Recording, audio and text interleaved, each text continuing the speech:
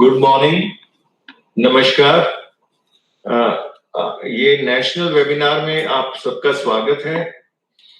All of you are welcome to this national webinar on organ donation, organ and tissue donation.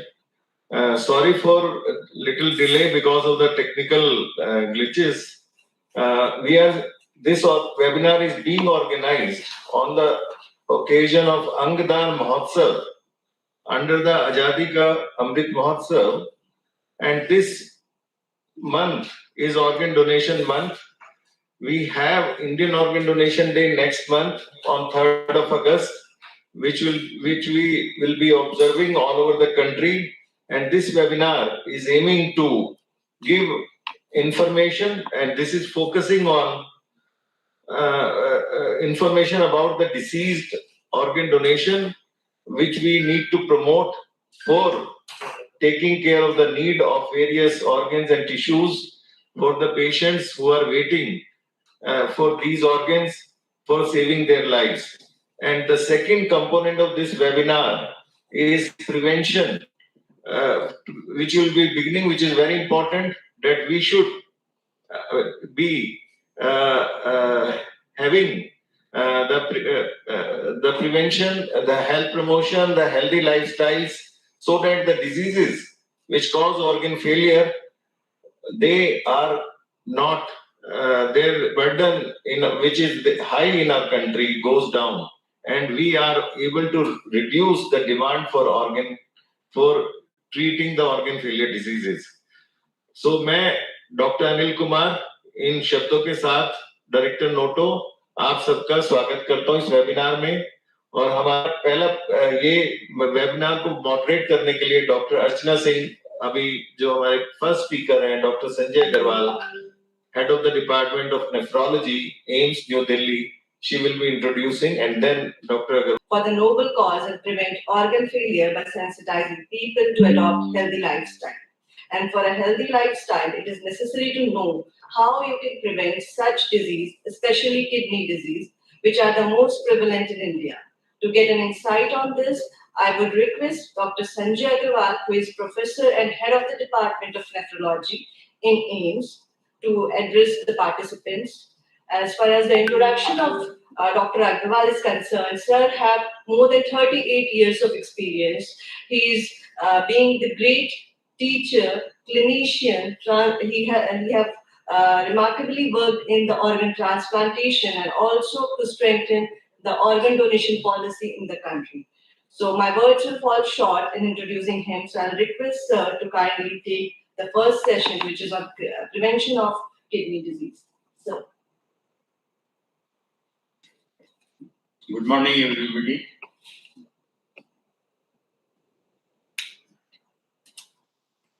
So what in next 20-25 minutes I will cover is that why should chronic kidney disease should be taken in a prevention mode, so that to decrease the burden of kidney transplantation, which is the commonest organ donation across the world, including India.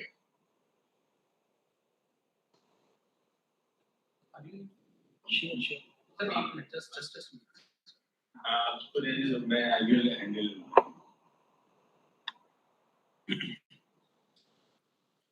So, what is chronic kidney disease? Chronic kidney disease is defined by evidence of kidney disease or decrease in glomerular filtration rate less than 60 ml per minute, and which is persistent for more than 3 months. It is important that the disease should persist for more than 3 months to label it as a chronic kidney disease, so as to differentiate it from acute kidney disease. And what is the evidence of kidney damage? Is primarily by increase in serum creatinine, by which we can estimate the glomerular filtration rate, or a urinary abnormality. The main important component is increase in protein in the urine, which is called as a proteinuria. So by labeling a person having kidney disease, we should demonstrate either there is a decrease in glomerular filtration rate less than 60 ml, and that we do by measuring serum creatinine, or there is a significant increase in urine protein. Any one of these two components, if it is persistent for more than 3 months, then the patient is labeled as case of chronic kidney disease. Now, chronic kidney disease doesn't develop in a day or in a week's time. It has got a long course, and depending upon the degree of fall in glomerular filtration rate, there are 5 stages of chronic kidney disease: stage 1, 2, 3, 4, and 5. And stage 5 is when the glomerular filtration rate is less than 15 ml per minute. And this is the stage which is labeled as end stage renal disease. And this is also a stage when medical treatment is not able to maintain the patient. And patient need renal replacement therapy in the form of dialysis and or kidney transplantation. Now, if you see the awareness of other non-communicable disease and compare with chronic kidney disease, then across the world, approximately 70% population is aware that they've got a high cholesterol. 80% patients are aware that they've got diabetes. But once it's come to chronic kidney disease, not more than 10% patients are actually aware of that they have got chronic kidney disease. And what is more important that although it is in percentage wise, it might be less than hyperlipidemia or diabetes, but it consumes 5% of the healthcare budget of any of the country. Now, this is another slide which shows that in a multiple studies, it has been shown that approximately 60 to 90% patient of chronic kidney disease are actually not aware of their disease, and the diagnosis is made once we screen the patient by the test same as serum creatinine or proteinuria. So this is important that unless we screen the patient, this is another important slide. Currently in 2023, CKD in world is magnitude is 850 million population, and the end stage renal disease, which is stage 5, is 85 million population. Now this is magnitude, but what is important that the bar is showing that approximately how many percentage of patients are actually. This is differentiated with high income country, upper middle income country, low middle income country, and low income country. So now you can understand if we take India as a low middle income country and taking all other low middle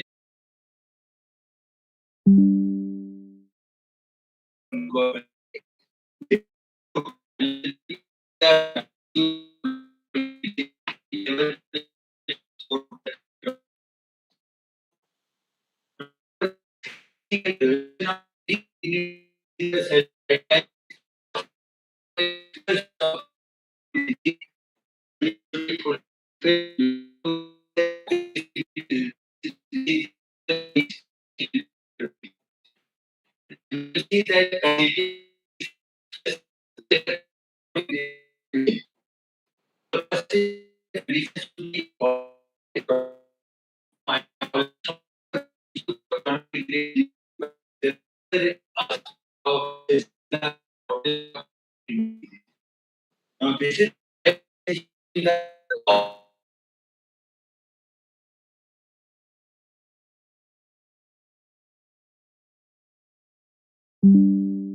much patient of chronic kidney disease in the years to come.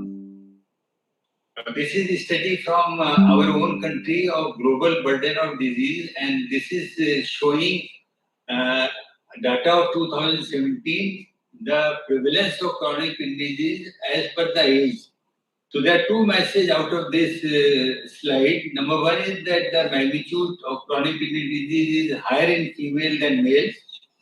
And number two, that with increasing age, the prevalence of chronic kidney disease is much more. So, for example, if we take age group of 75 to 90, the percentage, the magnitude prevalence of chronic kidney disease will be somewhere 36 to 40%. Now, this is again global burden of disease data from India comparing magnitude of chronic kidney disease between 1990 to 2017. And you can see this is the color coded, and I will only concentrate that the red one is prevalence more than 10%. And it is very obvious that in 1990 there were no area of the country which was colored with red. But once we come to 2017, there are multiple areas which are red where the prevalence of CKD is more than 10%. So the message is that comparing from 1990 to 2017, the magnitude of chronic kidney disease is increasing across India in every state. Now, this is probably the most planned study which is still not published from Indian Council of Medical Research, and this covers 7 cities of the country, and this has been completed but yet to be published. And what we did that we screened 15,000 patient subject population in these 7 countries.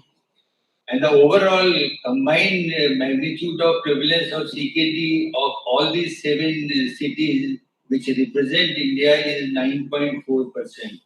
And which you can assess is very close to the data which is presented across the world from many other studies.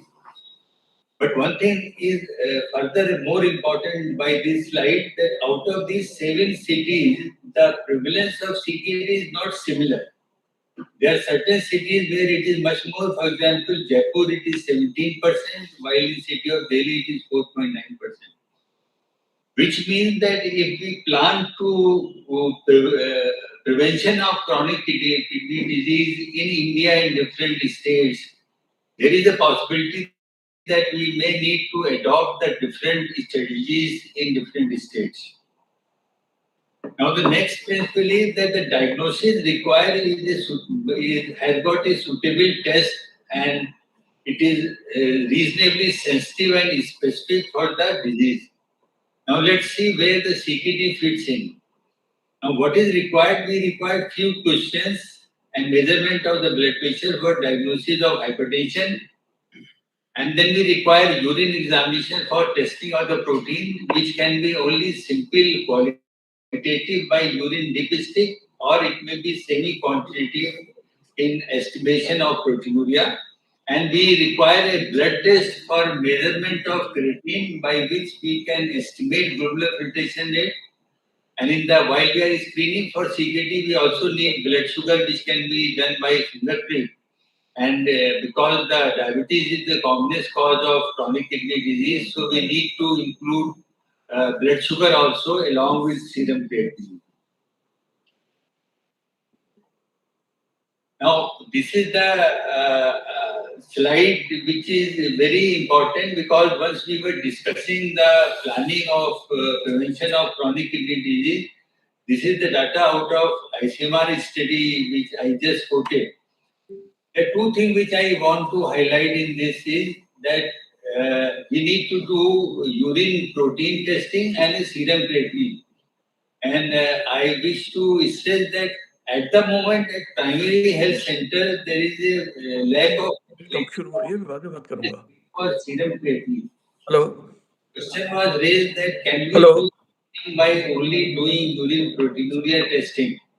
Now this slide is showing that, and the urine protein is of 3 to 300 milligram per day, and this can be tested. This is labeled as microalbuminuria. And while A3 category, which is severe proteinuria, which is more than 300 milligram per day, is said to be overt proteinuria. Now, if we plan to do CKD screening at a primary health center level and apply only urine protein test, and if we do microalbuminuria, then we will be missing 32% patient of chronic kidney disease. But if we do only dipstick proteinuria, which estimates severe degree of proteinuria, then we will be missing 76% of patients of CKD. So the message is that if we plan to diagnose CKD, we need to do both urine protein estimation as well as serum creatinine. So we have to develop the methodology in such a way that we should be able to estimate serum creatinine at a primary health center level or a community health center level to diagnose all patients of CKD. Another important thing is that only measurement of the serum creatinine is not a good marker for assessing glomerular filtration rate, which defines the stages of chronic kidney disease.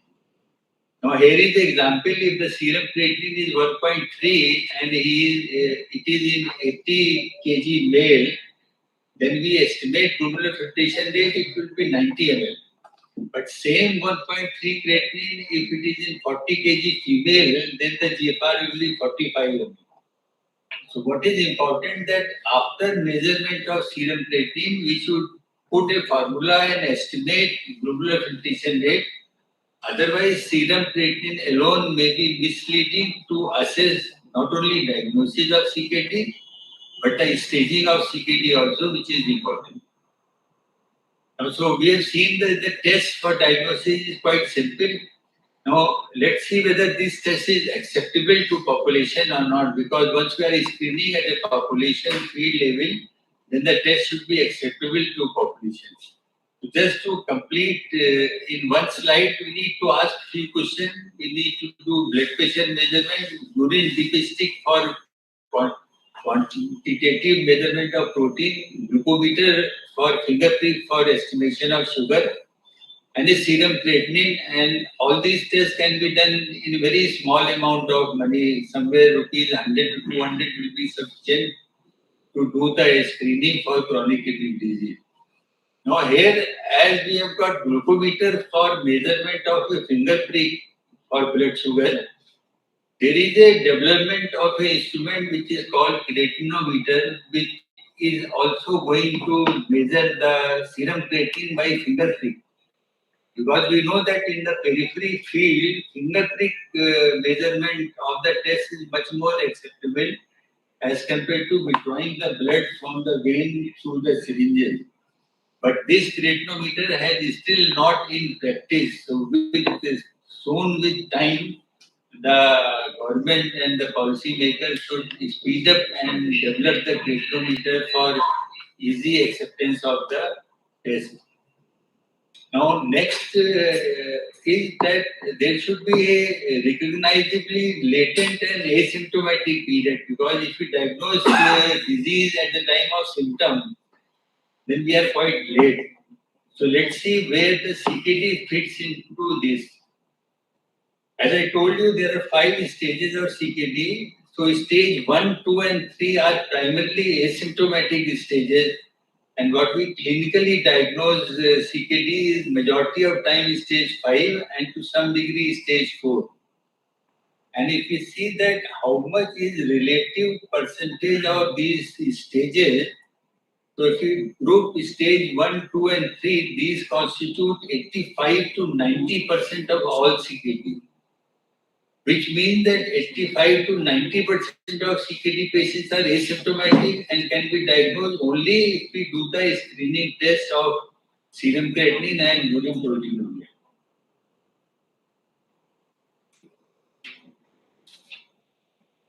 And then the next question is, there should be accepted treatment for the patient with recognized disease.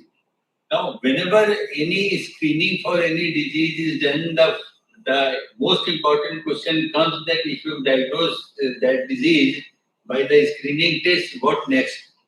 Unless we are not able to give benefit to the patient by screening, then just screening is not a good approach for prevention of disease. Now, if you diagnose CKD at early stage of stage 1, 2, and 3, then these are the interventions which are possible. These are lifestyle modification, very good blood pressure control, glycemic control, and decrease in proteinuria by non-specific use of angiotensin converting enzyme inhibitor and SGLT2 inhibitor. These are SGLT2 inhibitor, the newer drug, and without recognizing the cause of CKD, these 2 drugs can be used for decreasing the proteinuria, which is one of the components of diagnosis of CKD. We also need to control the lipid and avoid nephrotoxic drug. And if the stage is late stage 2 or stage 3, then the patient should be referred to nephrologist for long-term planning of the treatment of CKD. Now, what is the importance of early diagnosis? Now, this is the slide which is showing that if we start the glomerular filtration rate from 100, and then at what time period patient will go into end stage renal disease. So if you are not doing any treatment and patient is diagnosed at a symptomatic stage, then by 7 years he might be in end stage renal disease. But if the treatment is started early, but is started but not early, then we can delay the need of dialysis by 2 years. Then he will require dialysis by 9 years. But if we diagnose the patient at an early stage and do intervention, then we can delay the stage 5 to much more number of years. So that is the importance, that if we diagnose early stage of CKD and do the treatment which I showed in the previous slide, we can delay the progression of chronic kidney disease for the need of dialysis, or we may even prevent the patient reaching to that stage. And these are the general advice of lifestyle modification, which I am sure you are aware, which is applicable to almost all chronic kidney disease, chronic non-communicable diseases, which also include chronic kidney disease. Now, another important question comes then once we are talking of a disease, chronic kidney disease, we also keep in mind there is a significant magnitude of acute kidney injury in the community. The hospital admitted patient, 20% of all hospital admitted patients will be having acute kidney injury. And in terms of chronic kidney disease, what is relevant that every acute kidney injury will further damage the degree of chronic kidney disease. So if a patient of chronic kidney disease is developing multiple time acute kidney injury interval, his progression of reaching to the stage 5 CKD will be shortened and he will start requiring dialysis or transplant much early. So which means that a patient of chronic kidney disease should be prevented for getting a acute kidney injury also, because this is one of the most potent factors for deteriorating the patient. Next thing is that for prevention of any disease, we should know the natural history of that disease. Now, in terms of a natural history, chronic kidney disease is very well known in terms of natural history. It is a progressive disease. If a part of kidney is damaged and the patient is labeled as chronic kidney disease, it cannot be cured, and there is a further progression of chronic kidney disease unless, and this vicious cycle goes unless patient reach to a end stage renal disease when he needs dialysis and or transplant. So what is very definite that if correctly diagnosed as chronic kidney disease, we cannot cure it, but we can retard the progression of chronic kidney disease. And during that, so our aim is that we should retard progression of chronic kidney disease. And during that treatment, patient should remain as best asymptomatic and should be able to lead his life useful for the society and the family. Depending upon the cause of chronic kidney disease, the rapidity of progression is different in different disease. So this we should also keep in mind while we are following a patient of chronic kidney disease. Now, in the course of chronic kidney disease, natural history clearly says that a small degree of proteinuria or a minor decrease in glomerular filtration rate, these increases all-cause mortality and cardiovascular disease mortality. And this effect is even with a very minor change in proteinuria or GFR. Another important thing in natural course of chronic kidney disease is that if you follow 100 patients of chronic kidney disease today, then 70 to 80% patient will actually succumb to cardiovascular and infective complication and will never reach to end stage. So out of 100 patients, it's only 20% patient which will ultimately reach to end stage kidney disease.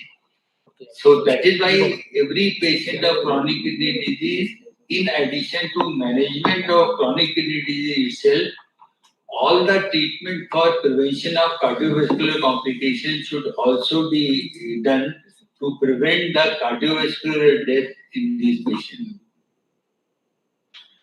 Then the cost of case finding of the disease in terms of a chronic kidney disease, this slide is actually comparing other non-communicable disease and the cost involved. And if you see that the cost of a management of a chronic kidney disease is much more than the cost of treatment of hypertension, diabetes, cardiovascular disease, and stroke. And if the patient starts requiring dialysis or transplant, then this cost multiplies significantly.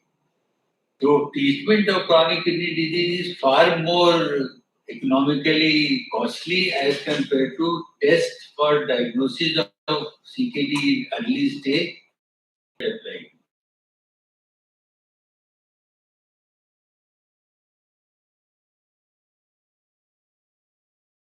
A small number of patients actually get a regular treatment, and this is the data from India that 2 lakhs patients are getting dialysis,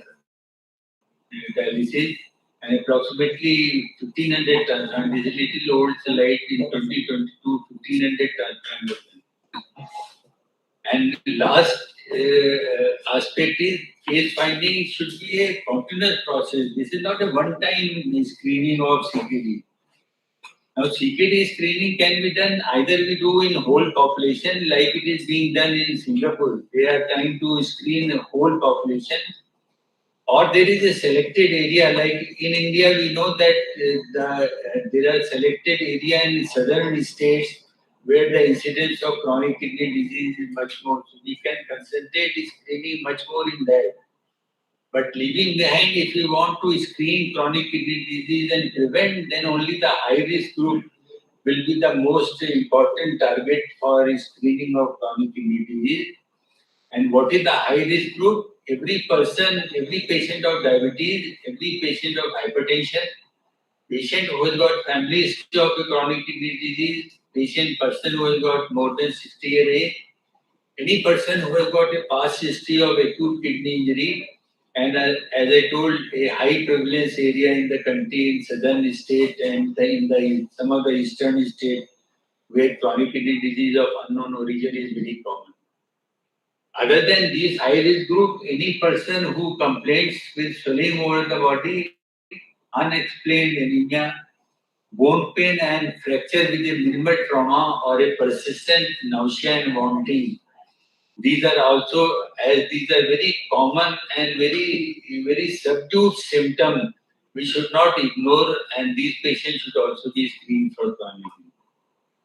In the last slide, I will like to stress that India has got the 1/3 delivery in India are actually low birth weight baby. And low birth weight baby in future in the adult has got a risk of development of a hypertension, diabetes and chronic kidney disease.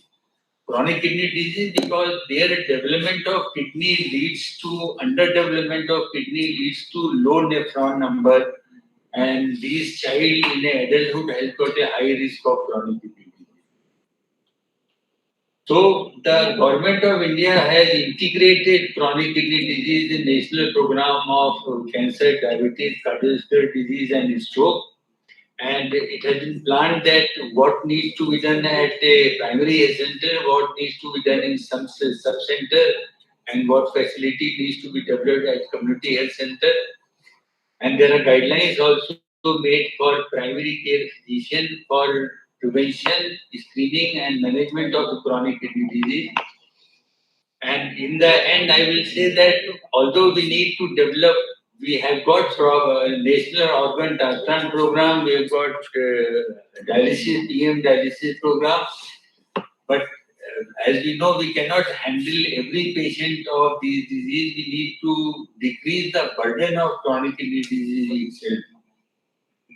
And this is my concluding slide. The CKD is an important public health problem. Diagnosis is very simple and cost effective, can be applied in a field setting. Large number of a patient are asymptomatic up to stage 3. Once diagnosed, treatment cardiovascular mortality. And any government across the world cannot manage all patients of end-stage renal disease. So we must decrease the burden of chronic kidney disease by appropriate measures as being planned and being developed by Government of India. Thank you very much for your kind plea. Thank you, Agarwal sir. Very informative and very basically it was a learning for all. I must have shown that it will be a learning for all that to and the simple test by which we can detect and also we can prevent the progression of the CKD and detection of the CKD and the lifestyle modifications which are required for prevention of the disease. So very well covered by Professor Agarwal sir in his presentation. So thank you sir for the it will be of immense benefit to all the people who are listening to this webinar. So I would now request Dr. Archana to introduce the second speaker, please. Thank you, sir. And thank you, Dr. Sanjay Agrawal, sir, for your informative talk. I'm sure it will definitely help us. It is always said that one must work for a cause and not applause. And today, when we all have connected through this national webinar on organ and tissue donation and transplantation, we all have a common target, a task to accomplish, that to raise awareness on organ and tissue donation and sensitize our key warriors, our doctors, nurses, and medical students so that they further take the message of saving life to people. And in organ donation, I would like to stress that the main or the important event is to declare brain stem death declaration. Dr. Sandeep Vaishya, who is the Executive Director Neurosurgery, Fortis Vasant Kunj and Gurugram, sir is working on this for more than a decade now. Many of the awards and the publication is on his name. So I would request Dr. Sandeep Vaishya to take the next session and sensitize our key values. Thank you, Dr. Shalini. I'll just share my slides.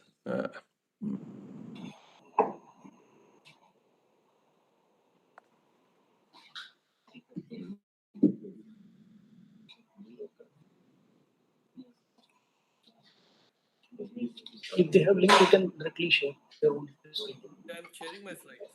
Call can be. Anyway, you can call it. You may be thinking that we will upload. You can also upload from here. We have lectures. I'm sharing my Go sharing that. I'd like to say that I've been working on it for not for last 10 years, but 30 years. Sir, you are not audible. Sir, you have to unmute. Sir, you have to unmute.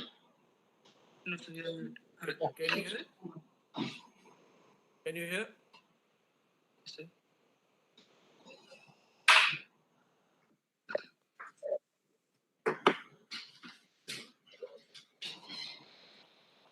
Sir, say something. No, I'm just saying, can you see my screen? Yeah, you're audible, sir, and we can see the screen. Okay, so thanks for inviting me for the talk. And I just wanted to say that I'm not working on it for last 10 years, but for last 30 years. And actually, I was the one who got the first heart donated, which was done at AIMS. So it has always been my passion about organ donation. And we still counsel a lot of patients and try to teach them, and not only the patients, the families, the doctors, medical students everywhere to promote organ donation. And the key thing to donate organs is rightly said that firstly it is to be the brain death has to be identified and declared well in time. Sometimes there may be delay in declaring brain death. By the time the patient's condition may become so bad that their organ donation may become very challenging. So not only we have to identify it well in time to discuss with the family and then prepare for the organ donation. So it requires a very coordinated team effort for this. So I'll just talk about a brief of the history that in ancient times a person was considered dead if he stopped breathing. Can you all close your microphone because I cannot hear my own voice? Thank you. So in ancient times, a person was dead if he stopped breathing or decapitated or cut into half. But in middle of 19th century, the attention was turned towards the brain. And the British law in late 19th century, for the first time, mentioned that death is complete cessation of all integrated functioning, including mental and physical. So in 1950s, mechanical ventilators were invented, and a lot of patients who would have been dead otherwise started living for longer. Though many of them still died, but a lot of patients were able to survive for a very long time. But at that time, there was no need of any organ donation or such act because the transplant technology was not there. When in 1960s the transplant technology became popular, and so there was a surge in the demand of organs. And a lot of the, particularly when the heart transplant came, there was a demand of organs from a living donor, living in the sense who was brain dead, but the heart was still beating. So then there was a need for change of definition. So that included the cessation of the neurological function. So in 1968, brain death was defined for the first time by an ad hoc committee of the Harvard Medical School. In 1981, the US President's Commission recommended that the brain death should be seen as the death of the organism as a whole. So they equated brain death with the death of the person. So there were these of various definitions given by various academies and countries and societies, and all equated brain death with brainstem death or brain death with death of the organism. So the first brain death criteria were defined by the Harvard Medical School. And according to those criteria, the patient should have been unresponsive and the temperature should have been more than 32.2 degrees Celsius. Patient should not be on any CNS depressive drugs. There should be no spontaneous movement. Patient should have apnea of respirator for at least 3 minutes. There should be no brainstem reflexes, including swallowing reflex, gag reflex, no eye movements. There are no deep tension jerks or no posturing of the patient. And the EEG should be isoelectric, though EEG is not a sacrosanct criteria these days, but I'm talking about the criteria defined at that time. And then they repeat the entire examination after 24 hours. So these were the first guidelines which were made to declare the brain death of the patient. But if you compare brain death with natural death, in natural death, there will still be complete cessation of respiration and the heart function, while brain death can occur only in very specific circumstances when the patient is in hospital and connected to a ventilator and heart is still beating, and patient should have had a major CNS event to cause that. So now the main question is whether the brain dead are really dead or whether they can come back. And that is the question in mind of everybody, including doctors, the family, and the treating physicians. So there was one of this early study, there's a national collaborative study to determine the cerebral death. So they included 503 patients who were comatose patients for more than 3 months, and they studied these patients for more than 3 months. And then the purpose of the study was to establish that the brain death criteria would predict non-survival over time, despite maximal care being given to the patient. So all these patients were on ventilator and were treated to the maximum. So of these, 90% died within first 3 months. When they reapplied Harvard brain death criteria to all these patients, only 19 patients met the criteria and all patients died. So this was one of the earliest studies to prove that a person, when is properly declared brain dead, all these patients will die and there is no chance of coming back. So now we come to the emotional aspect of the brain death. So there was a study in 1995, and relatives, basically to see what the relatives of these patients thought. So 20% of the families of brain dead patients continue to have doubts whether the relative was actually dead, particularly because the heart is beating. They can see the patient is passing urine, the heart is beating. Though patient is on ventilator, it appears as if the patient is breathing. So that gives a sort of false impression. And those 66% accepted that the patient was dead, but still felt emotionally connected to the patient and that the patient was still alive. So now these are the prejudices which we need to conquer, and these are the group of people we need to educate, that the person is brain dead. Once the person is brain dead, then there is no chance of the patient coming back. But for this, we have to be absolutely sure that we do the brainstem death test properly and by a recognized group of people, and all the criteria should be applied. Should repeat the test, and only once we are absolutely sure, then we should talk about it. So the causes of brain death, the commonest cause would be a head injury, subarachnoid hemorrhage, a ischemic stroke, hemorrhagic stroke, and hypoxic ischemic encephalopathy. The last one usually occurs in patients of drowning, while head injury and subarachnoid hemorrhage are more often in younger age group, and so they can be a potentially very good donors. So to diagnose brain death, there are certain prerequisites. Firstly, there has to be an acute CNS catastrophe. There should be exclusion of certain medical condition. There should be exclusion of intoxication or poisoning, and the core temperature of the body should be more than 90 degree Fahrenheit. And there should be three cardinal findings in the patient. Patient should be comatose. There should be absence of brainstem reflexes, and there should be complete apnea. So these are certain criteria which were looked into to see whether they fulfill all the criteria for brain death.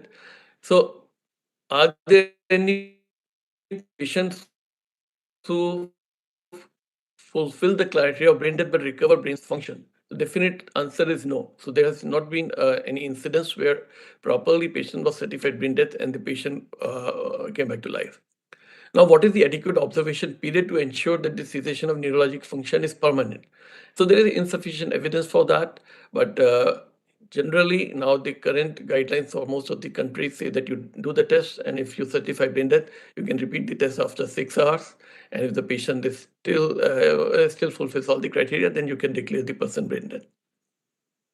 So, are there any complex motor movements which can falsely suggest that the patient may retain some brain function? Yes, it is possible. Sometimes some patients, despite being declared brain dead, they can have certain jerky movements, which is sort of spinal reflex, but that doesn't really mean anything. So, but anybody who's testing should be, as I mentioned before, they should be very well versed in applying all the criteria of brain dead and do the test properly. Now, another question is, what is the safety of apnea test? So when you're doing apnea test, you disconnect the ventilator and patient is not breathing for some time. So now the worry is that if the patient is not brain dead, are you going to make the patient worse by doing the apnea test? Yes, there is always a theoretical risk of that, but usually the apnea test is done when you are particularly sure that all the other criteria are being met and the patient is brain dead. So are there any new ancillary tests for brain death? So there is insufficient data for that. So I will I will tell you about the various ancillary tests which can be done in a doubtful situation. So now we'll come to how to check the brain death. Firstly, you apply painful stimulus to the supraorbital nerve or the nail bed to look for any motor response. If there is no motor eye response, the test is positive. The pitfalls can be that motor response during apnea test and during hypotension, there can be spinal reflex. Secondly, neuromuscular blocking drugs can paralyze the muscle so that the test can be false positive. So one has to be sure that the patient is not on any neuromuscular blocking drugs. Again, these are brainstem reflexes, various brainstem reflexes.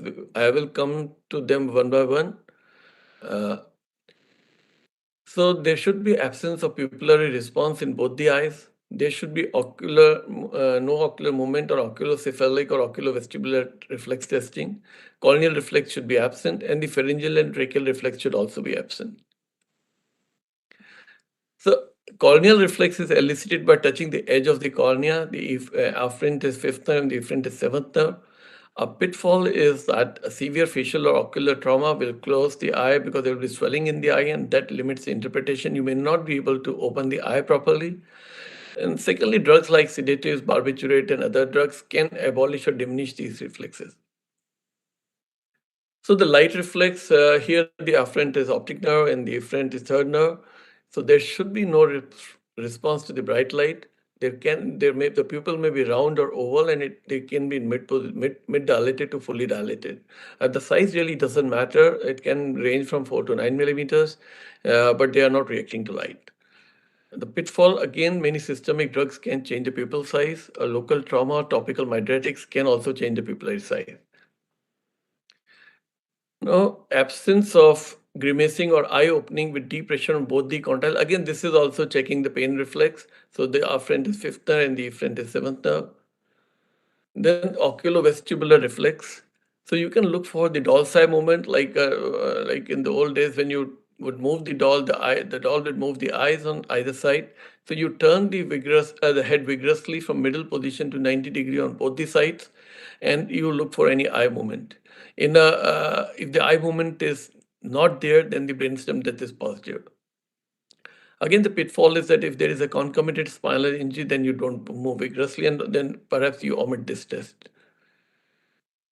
Now, calorie test, here the head is elevated at 30 degrees from the ground.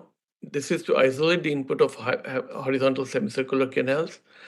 And then you continuously instill ice water, about 50 ml, in the ear. And then you observe the patient's eyes up to 1 minute to look for any nystagmus. And after interval of 5 minutes, you test on the other side. And there should be no tonic deviation of the eyes. Again, the pitfalls are like drugs can cause or diminution or abolition of this reflex. There can be eye injury or edema, which can restrict the eye movement, and you may not be even able to open the eyes. If there is absent pharyngeal or tracheal reflex, you can elicit by touching the posterior pharyngeal wall by a suction cannula through the endotracheal tube, or you can directly press over the trachea from outside. So that can also elicit this pharyngeal reflex. And sometimes it can be difficult to assess in an intubated patient. So for the apnea, there should be absence of breathing drive. So before doing the apnea test, there are certain parameters which need to be fulfilled. So the prerequisite is that the core temperature should be more than 36.5 degrees centigrade. Systolic blood pressure should be more than 90 millimeters, and there should be positive fluid balance for 6 hours. So that is what I was saying initially, that if you suspect the person is brain dead, then you should be more proactive and try to do the test as early as possible, because once these parameters start getting deranged, then the law doesn't allow us to do the test. So that becomes a catch-22 situation. If the PCO2 should be normal or more than 40 millimeters of mercury, and PO2 should be more than 200 millimeters of mercury. And then pre-oxygenate the patient by 100% oxygen for 10 minutes. Then you disconnect the ventilator and deliver, and at the same time, you put a oxygen catheter at the carina and continue to deliver oxygen in the nose. Then you look for abdominal and chest wall movements for 8 minutes. Now, when you are doing this, if there is no apnea, that means patient breathes. And if all of the tests are positive, you wait and then you repeat this test after 24 hours. But if there is apnea, you do the air blood tests. If the PCO2 is less than 60, then you again check after 5 minutes. But if the PCO2 is more than 60 or it increases by more than 20 than the baseline level, then the apnea test is confirmed. So here I'll show a short video of doing various tests.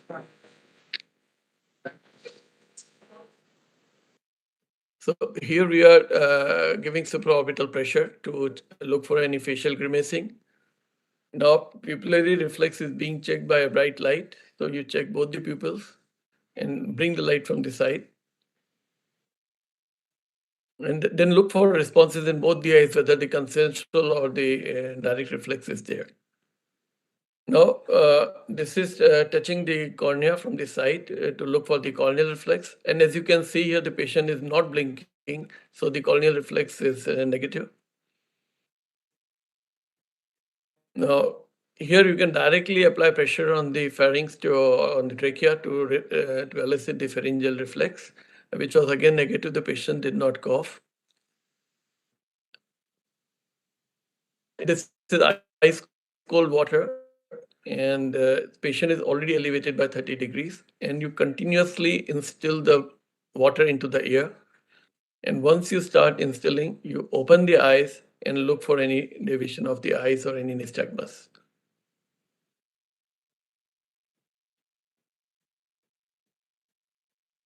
Now here you can see that even by continuous installation of the ice cold water, there is no movement of the eyeballs.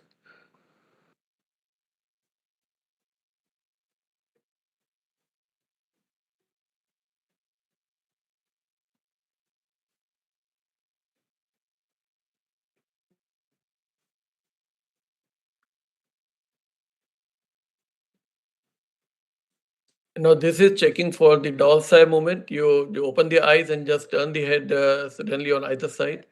you can see that the eyes are fixed in the central level. They are not moving on the either side. So again, this test is positive.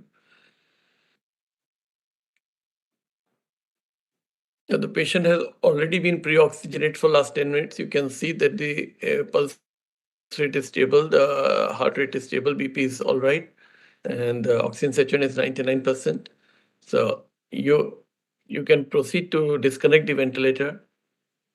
Remove the clothes from the upper half of the body to bare the chest and the abdomen, and look for any movement in the chest or abdominal wall.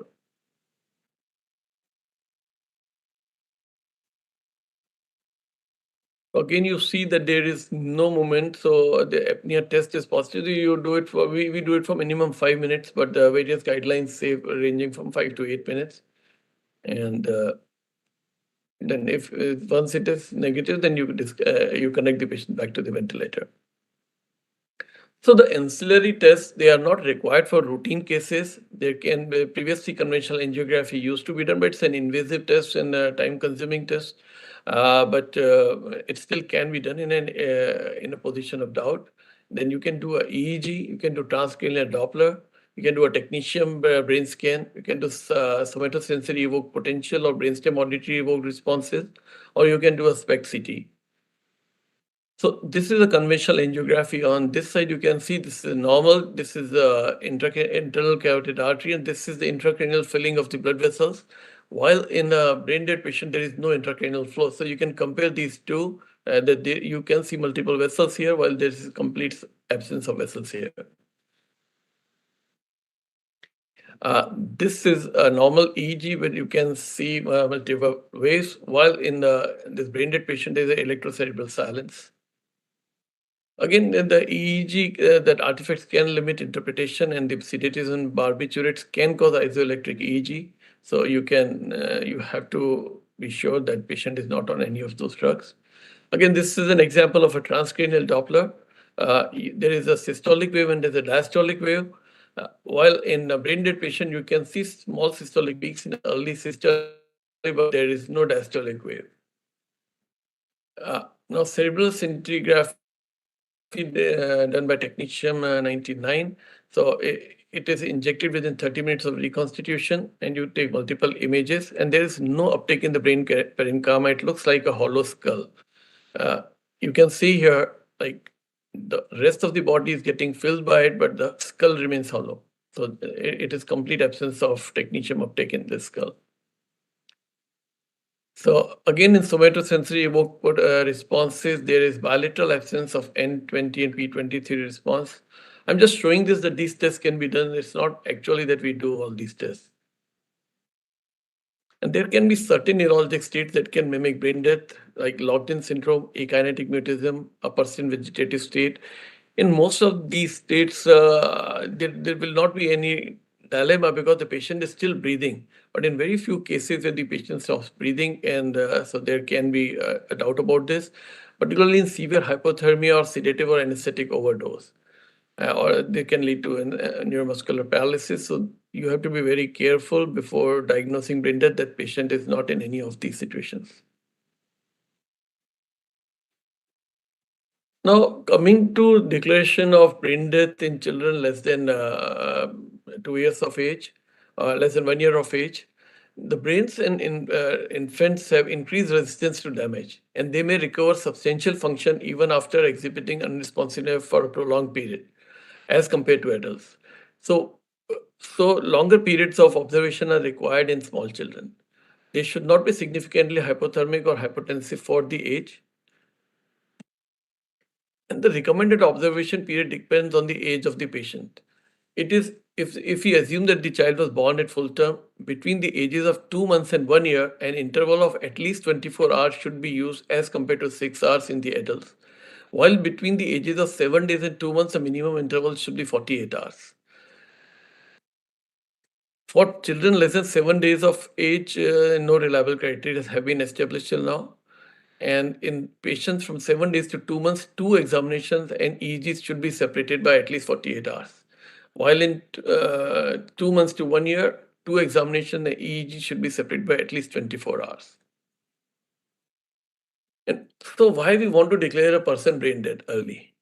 Firstly, to save valuable resources, and secondly, to promote organ donation. Now, as far as resources are concerned, when a person is brain dead, you know that this patient is not going to come back. While we, at the same time, if the patient has had infections, we will continue with high-end antibiotics. Patient will be on ventilator, and in our country, when there is still dearth of beds, so a patient who is brain dead, and if he's occupying that bed and occupying and using all the resources which can be utilized for any other patient who actually needs that ventilator in that bed, so in that way we can save valuable resources. Secondly, if we declare the person brain dead and if we can educate the family about the brain death and the futility of doing any further intervention and to continue with life, and if they are able to understand that, then we can promote more organ donations. So this is, I'll just withdrawal of life. So these were the criteria to diagnose brain death. So there initially it was a neurologist or a neurosurgeon and two physicians. One of them should be a treating physician, a medical admin of the hospital, an intensivist or anesthetist. And none of them have anything to do with the transplant. It must be done twice with a minimum gap of 6 hours. And it used to be that it can be declared only institutions recognized by appropriate state authority. But in amended law, a neurologist or neurosurgeon is not necessary, particularly in small towns, they may not be available, and it can be substituted by a physician. And hospitals other than institution can be licensed for organ retrieval or transplant. There should be a brain death committee in the hospitals, and it is the physician's duty to identify brain death, inform the brain death committee, and then register all the brain death patients. Thank you.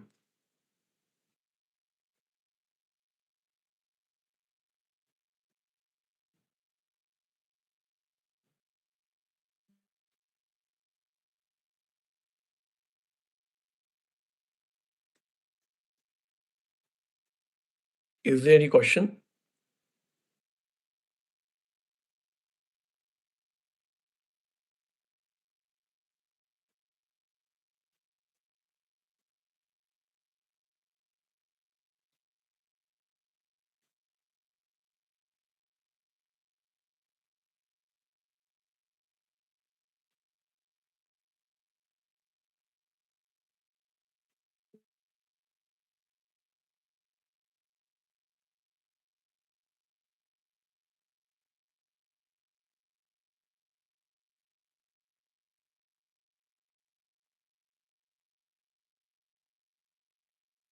DD sir would be- Yeah. Thank you, sir. Thank you, sir. Our DGHS, like who could not join at the beginning of the webinar because of some urgent engagement.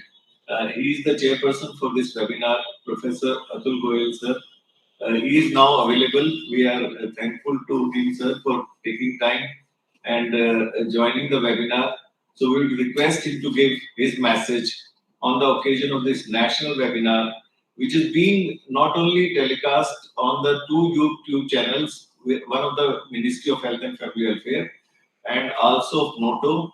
And through the webinar also around more than 200 persons have joined. Moreover, this webinar is being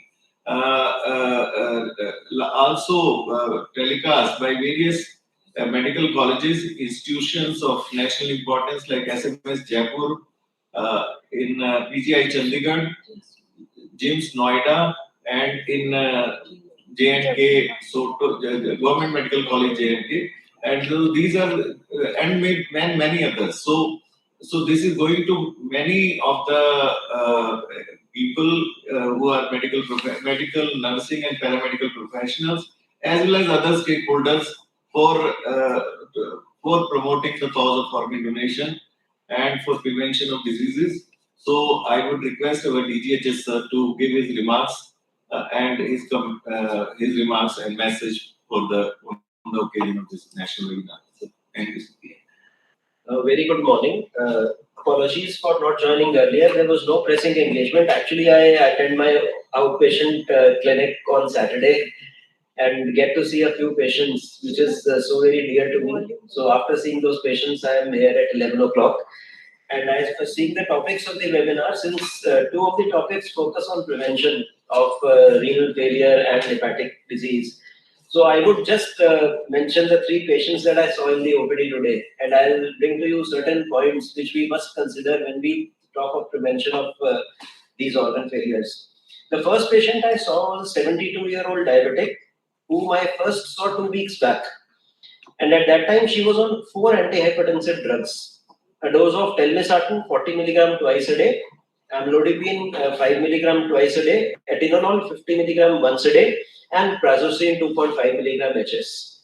The BP last time when I saw her was about 100 by 60. Apart from this, she was on 2 antidiabetics, metformin and voglibose, and she had an HbA1c of 5. She was on pantoprazole. Pantoprazole today is part of every prescription. In fact, all 3 patients I saw, pantoprazole was part of prescription. Then she was on a multivitamin and an antioxidant. So she was taking 5 for 9, approximately 9 to 10 medications. You see, on the one hand, we talk of organ damage. On the other hand, we don't realize the potential of the allopathic medicine causing organ damage. So that time I reduced her antihypertensive to telmisartan 20 milligram OD along with the amlodipine 5 milligram OD. Reduced her metformin to a single dose and just stopped all other medications. This time when she came, the BP was still 110 by 70, but her heart rate had increased to about 110. So I put her on just amlodipine and a small dose of bisoprolol along with the metformin, and I sent her back.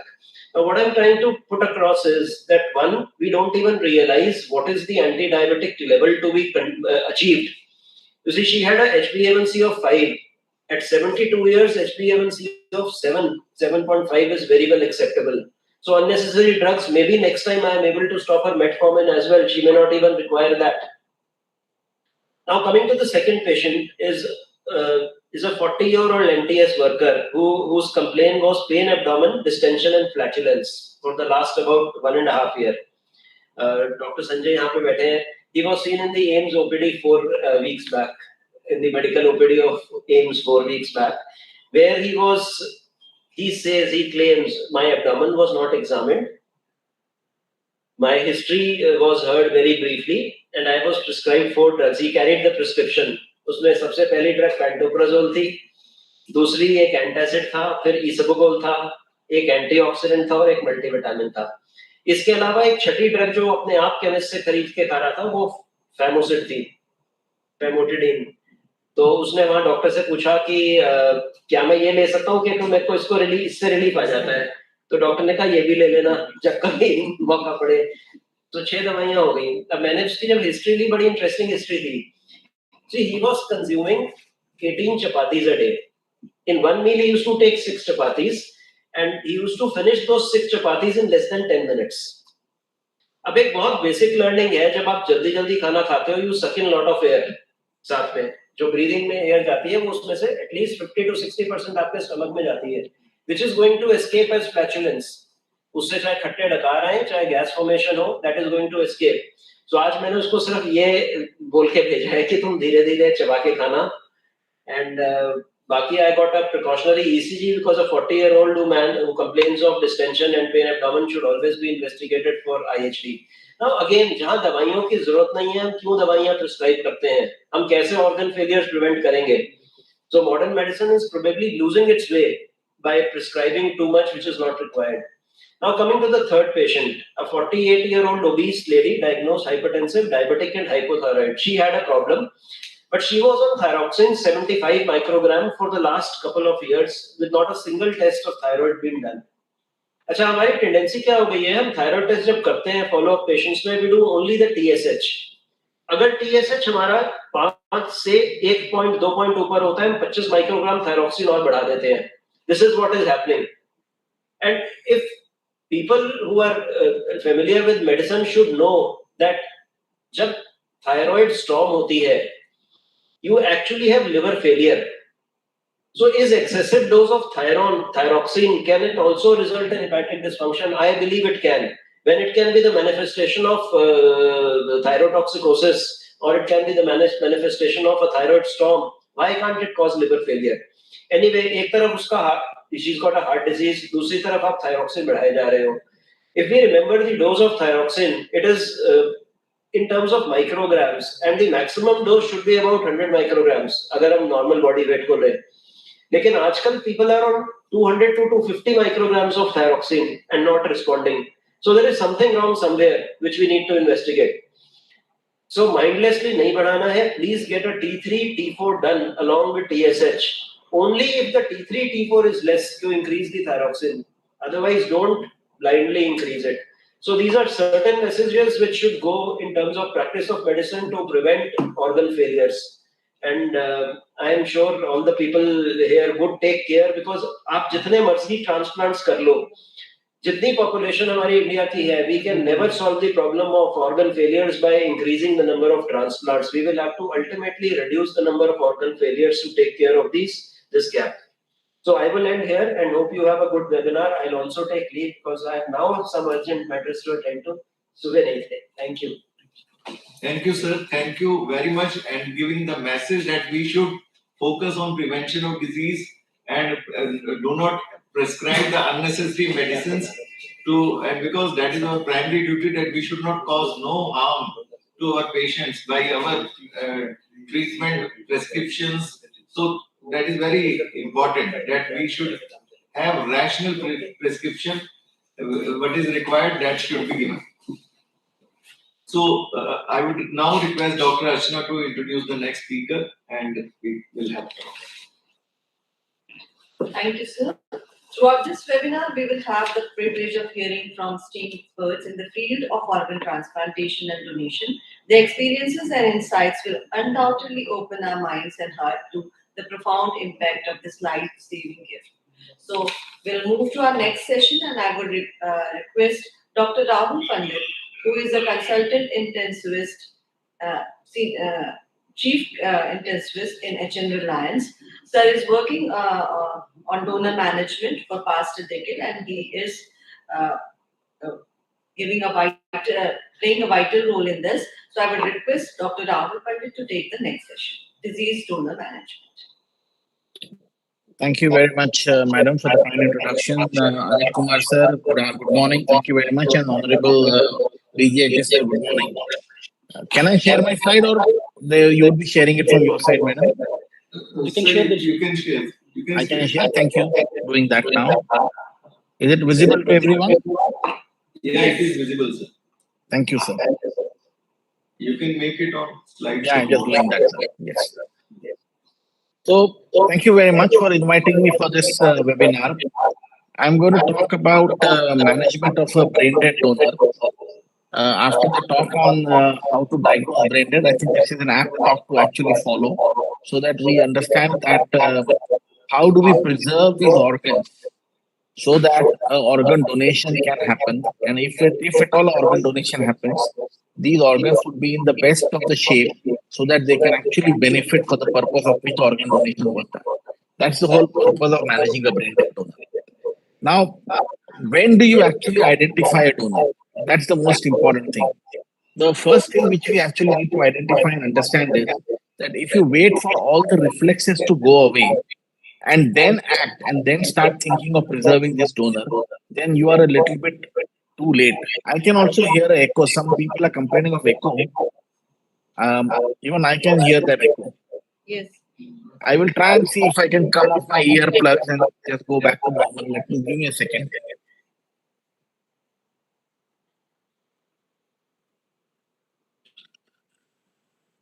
Madam? So you can try now. Hello? Yeah. Is it still happening? It's still happening, I think. It's better here. Speakers. We'll just check, sir.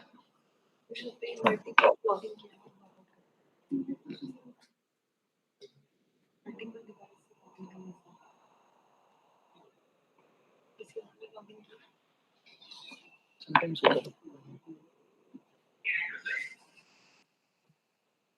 Sir, can we do the presentation full screen, as people are saying they are not able It is full screen. hosting code always show. That cannot be. It is full screen, madam.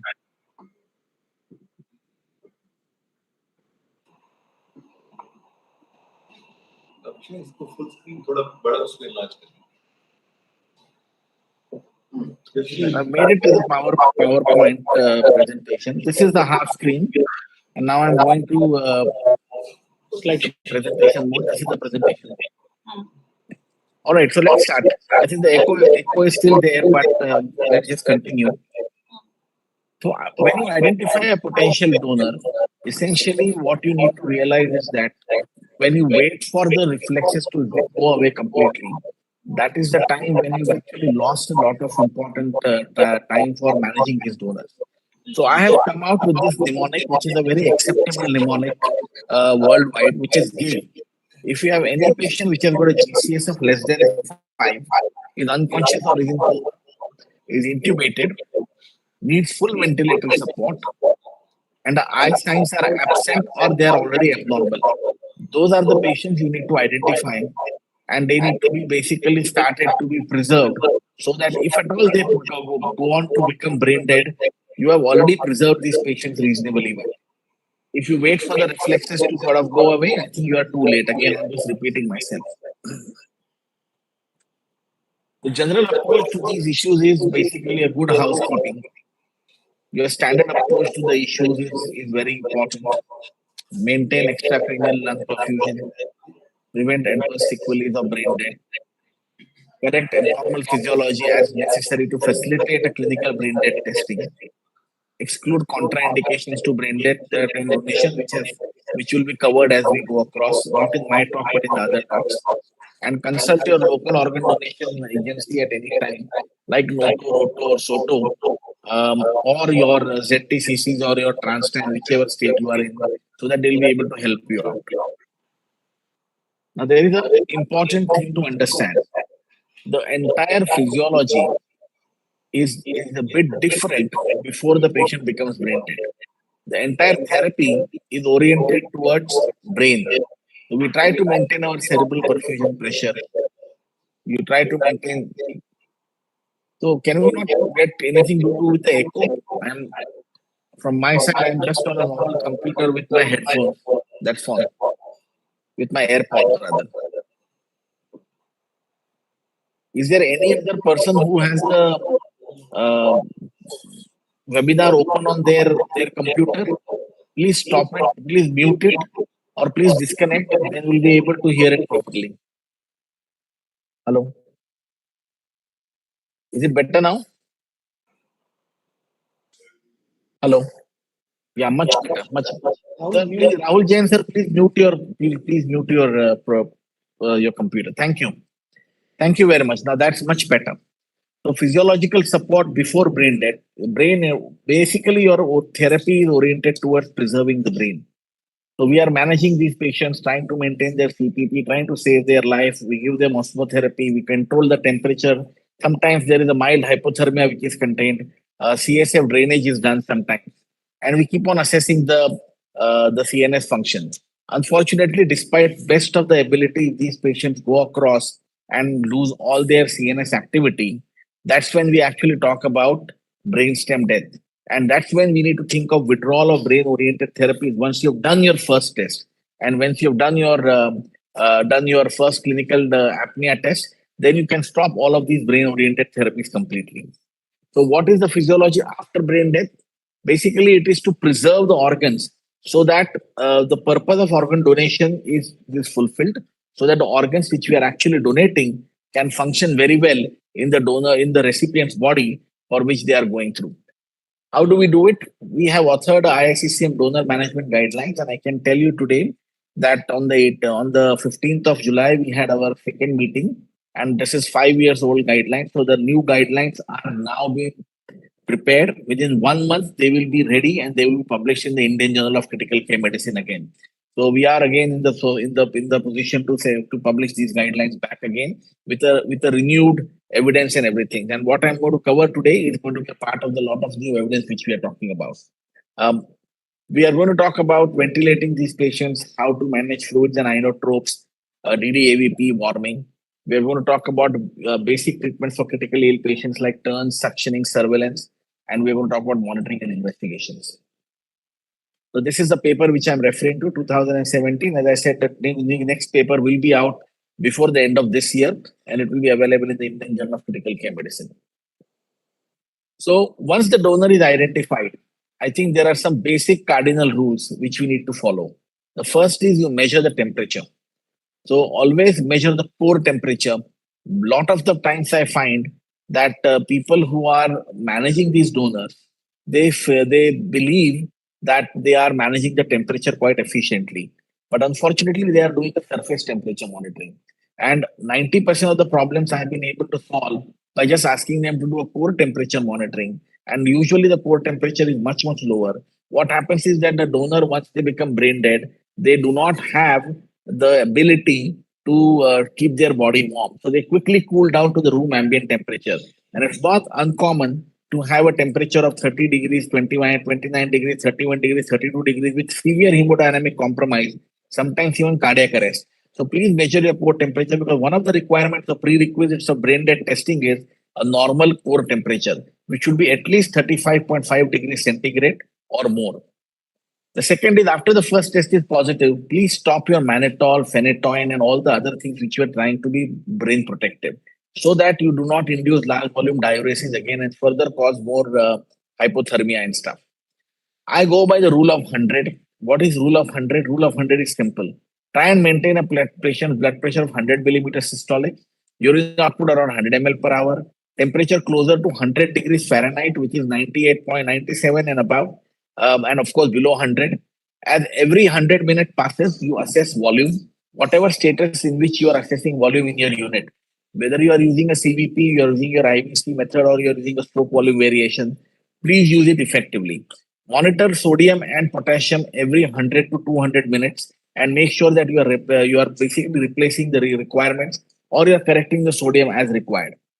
And nowadays, the first choice of vasopressor is vasopressin, not noradrenaline or dopamine. Dopamine certainly is an arrhythmogenic drug. Vasopressin basically acts in two ways. It helps us to sort of decrease the diabetes insipidus and conserve the water. And secondly, it has a very good vasopressor effect, which actually helps us to maintain the blood pressure quite well. So nowadays we start with vasopressin first, and then we go across and talk about adding noradrenaline if at all required.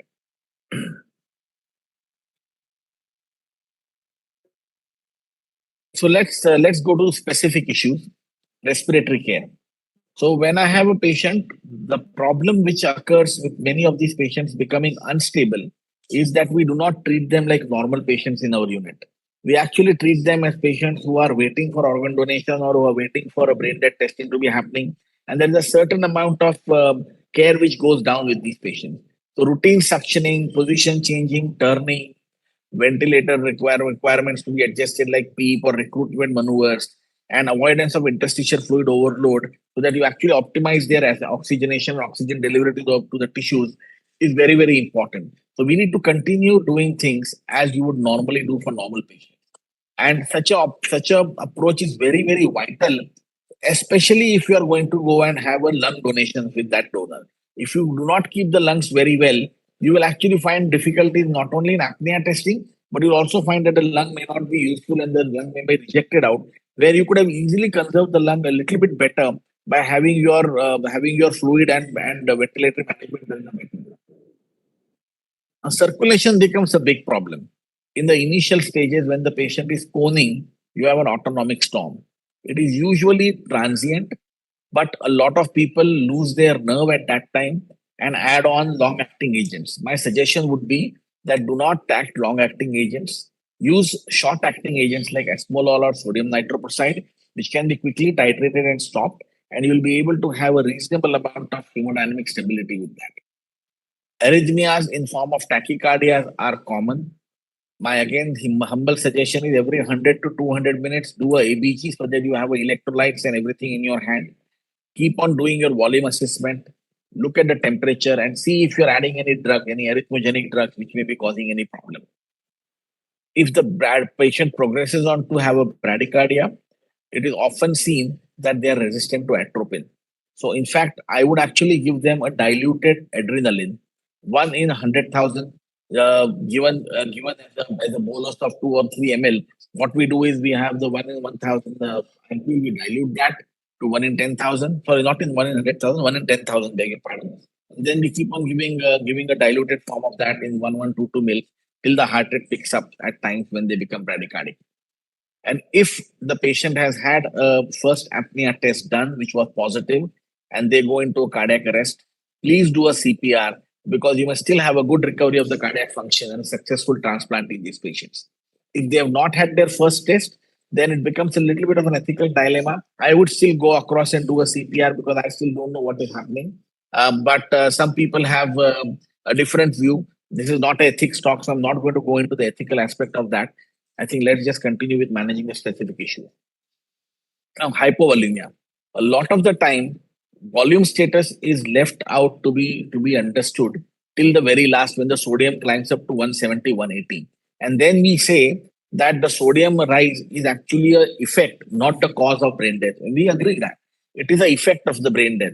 But that doesn't mean that we do not attempt to correct the volume and bring down the sodium to as normal as we can. I would say that anybody in any unit, if the sodium goes above 155, it is actually the incompetence of that unit in managing that patient. I am very clear. I'm using a very this word with a lot of responsibility because that means that you've not paid attention to the patient. You've not understood the physiology.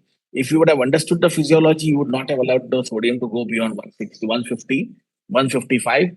Maybe I can extend it to 160, but anything beyond that, really, that means you've not paid attention. Complete requirement of optimization of these patients is required. Fluid strategy might be necessary. You may have to give large volumes of water through the nasogastric tube or free fluid through being given through nasogastric tube. 5% dextrose, a liter of fluid, sometimes is very, very necessary to complete the volume replacement as well as bring the sodium down. Remember, this sodium is the effect, not the cause of brain death. So correcting that sodium rapidly does not actually have any problem. But to fulfill the criteria of having a physiology as normal as possible is one of the things which is is the cornerstone of the management of these patients.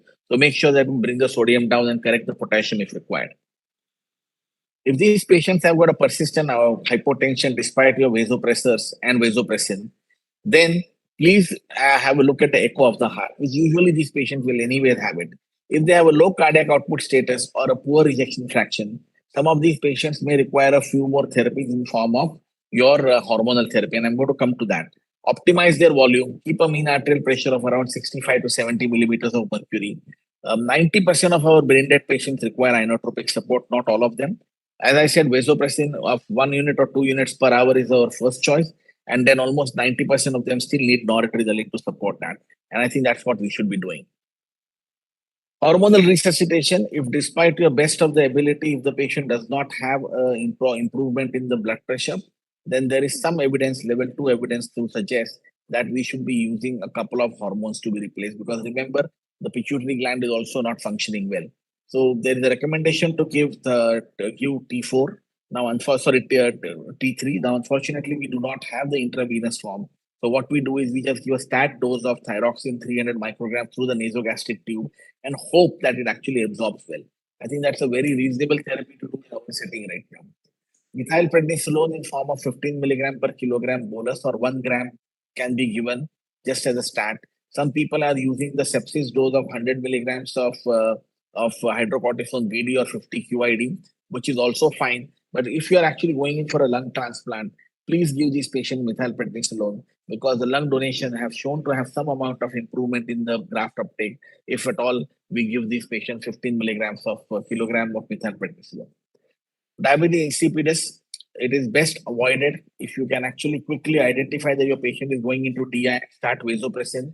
You'll be able to actually stop the volume loss quite effectively, replace the volume. The two drugs which are used are DDAVP, which is desmopressin, or vasopressin. Desmopressin nasal spray again becomes a little bit of a problem because you don't know how much dose you are giving exactly, whether you are actually puffing it into the nose correctly or not. IV vasopressin serves the same purpose, and I think that should be your first choice of medicine to be given for that. Metabolically, with the volume loss, these patients lose a lot of potassium and have their increase in the sodium. So please make sure that you replace these electrolytes correctly. Insulin can be given to maintain the blood glucose in the normal range. Care unit, our normal range now is 140 to 180 milligrams per deciliter. That is what our NICE trial has shown. that nice sugar trial which was done, that this is the sugar range which actually maintains the patient quite optimal. You do not need to have a tight glucose control over below 140 milligrams per deciliter. So 140 to 180 is the range. Unfortunately, hypothermia is very difficult to correct. If it sets in and your core temperature is below 35, trust me, despite best of your warming efforts, best of your warming efforts by giving IV fluids or blankets or warmers, you may feel that the temperature does not rise beyond 0.5 degrees centigrade per hour or maybe 1 degree centigrade per hour. So if you have a patient who is hypothermic by 3 or 4 degrees centigrade, you are basically going to rewarm that patient over the next 3 to 4 hours. And as they rewarm, they will vasodilate and become further hemodynamically unstable. Just last couple of slides and I'll be done. There is some overview of specific issues. Anemia and coagulopathy, we see it very often. Please do not neglect it. Correct it as you may require to correct it. If you require to give blood products, please use them correctly. If you require to correct the anemia, try and keep the hemoglobin at least 7 milligrams per deciliter, 7 grams per deciliter, and make sure that if the patient is having some form of coagulopathy, it is corrected quickly as well as the donation happens very quickly as well. We always encourage to continue enteral feeding. There may be a bit of a challenge because these patients do have a bit of gastric stasis, but use of prokinetics to help the enteral feeding might be a good way to actually continue with the gut flora. As well as the more important thing here is that it actually makes sure that if your patient is going in for an intestinal transplant, this patient may have a gut which would be functioning reasonably well. Now, neuromuscular blocking agents, if you have a very, very bad patient a patient who has got a very bad spinal reflexes, then after completion of both the test and just before the patient is being wheeled to the operation theater, it might be necessary to give them a 1 dose of neuromuscular blocking agent just to avoid that unpeaceful, pleasant actions being seen by the patient's hands or legs being moved while the patient is being actually moved to the operation theater. And even for the operating team, it becomes very, very uncomfortable to see a patient's hand or leg move as a part of a spinal reflex. That's just something which we need to do. So, few things in the theater, whatever monitoring is going on in the ICU, please continue that in the operation theater as well. Make sure you've got blood products available. Your ventilatory and circulatory parameters should be maintained. Your neuromuscular blocking agent should be given during the surgical time. Sympathetic responses could happen and could result in myocardial injury and exacerbated bleeding. So even opioids might be necessary, and opioids may be given to suppress the catecholamine-mediated sympathetic activity. Now, some specific problems. Severe oxygenation failure, do what you would normally do, including prone ventilation. Spinal reflexes, please take care of the spinal reflexes. Talk to the family. Make sure that they are aware that what spinal reflexes are. And when the patient is going to theater, do not be afraid to give them neuromuscular blocking agent for the patients who have spinal reflexes. If they don't have spinal reflexes, I would not advocate that to be given. Some reassurance. Last slide. Do what you do and you will do it well. Maintain a good vigil. Approach the problem systematically and with system. Most problems are amenable to solution. And at any time, I'm happy to be contacted from anywhere in the country if there is any problem, and we'll be happy to help you with the donor management. Thank you very much. I'll be happy to take questions. Thank you, Dr. Rahul Pandit, sir. Thank you so much for this enlightening talk. And because we know that disease donor management is a big issue, and it is also the one of the key parameters which any ICU should adhere to for not only for organ donation, but it also indicates the quality of care in that ICU. If we are able to maintain the deceased donor in the best of the physiological conditions, and so that they remain fit, and that in many centers this requirement is the disease donor management is not poor. And thank you for offering all your help to anyone in the country, and with such open heart, we are really great to hear those words from you. And definitely, as many of these developed countries, they are maintaining their disease donors in the best of the physical. We should be able to maintain with 100% accuracy as per the protocols and which so as to have the successful not only organ donation but and able to save lives. So this is very important, and thank you for this talk. Very important talk from all the for promotion of organ donation in country. Dr. Avdesh, you wanted to ask a question? Yes. Yeah, Dr. Avdesh, who is CMO FSG in Noto, and he would be he's asking a question. Yeah. Sure, sir. Sure. Sir, thanks for your enlightening lecture. Sir, you have mentioned that CPR can be tried after first apnea. There is a gray zone where a lot of intensivists and ICU people fumble whether to attempt for CPR or not. Can you elaborate it further, sir, for the better benefit of mass and all Yes. the intensivists? Yes, sure, sir. So what happens is that sometimes, unfortunately, despite best of the efforts, these patients become hemodynamically unstable and go into cardiac arrest. And the first test is done. Essentially, you have more or less confirmed that this patient is brain dead. Okay, and if there is a cardiac arrest between the first and second test, I would definitely go ahead and do a CPR. Would have no ethical dilemma in my mind. I would stabilize the patient and do the second test, perhaps not in 6 hours, but wait till the patient becomes again hemodynamically stable. Maybe extend that 6 hours to 8 hours, 10 hours, 24 hours sometimes, and do the second test. The ethical dilemma, sir, is that if before the first test, again somebody has switched on the. Please mute your mic, sir. Somebody else is having their speaker on. Rahul Jain, sir, can you please mute your mic, sir? How? It is giving echo again. Rahul Jain, sir, please mute your mic. Thank you. So now it's better. So if the dilemma, ethical dilemma happens if the patient has got a very poor neurological outcome, which we know, and before the first test they go into a cardiac arrest, then the intensivist and the neurologist and the physician start having thought process that anyways he's gone into cardiac arrest. Will I be able to do a first apnea test or not? Hemodynamics would maintain or not? And in that they sometimes do not do a lot of aggressive CPR and let the patient go away. Now, this is a very different scenario, sir. Between the first and second test or after the second test, please do CPR. Before the second test, there is some ethics because you've not got consent. You do not know whether the patient will go for donation or not. I think you have to take it case by case. If there is a feeling that the family may be able to comprehend with the concept of organ donation, then please do CPR, stabilize the patient, and then you basically go across and do your brain dead testing after the patient becomes hemodynamically stable. So there should not be any hesitation in giving CPR between the two tests or after the second test, awaiting organ donation.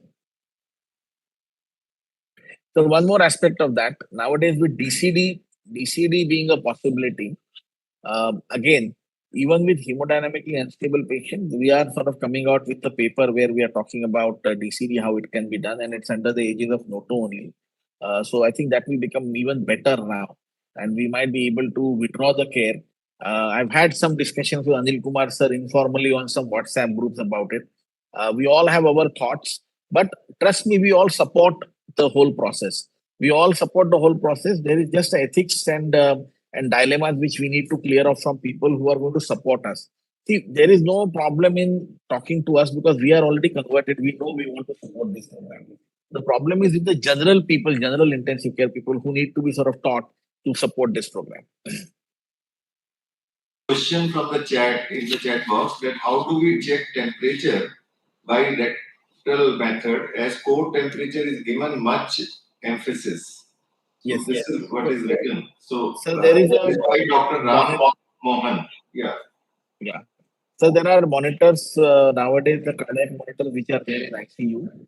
Most of the monitors will have a provision for a temperature module to be attached. If you are in a very rural place, you might find it challenging.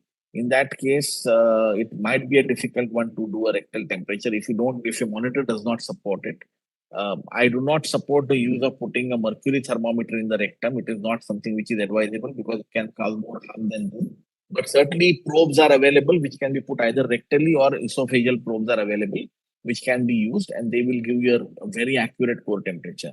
If your monitor doesn't support it, then please use axillary temperature, or sometimes the oral temperature kept below the tongue with a very careful monitoring of the patient is something which can be done. These are the two ways in which you can manage the temperatures. Thank you so much, sir. Thank you for this enlightening talk. I'm sure it will be very highly beneficial to all the people who are involved in critical care and anesthetic care for these patients in the intensive care. So thank you so much. Thank you, sir. Thank you very much. Thank you.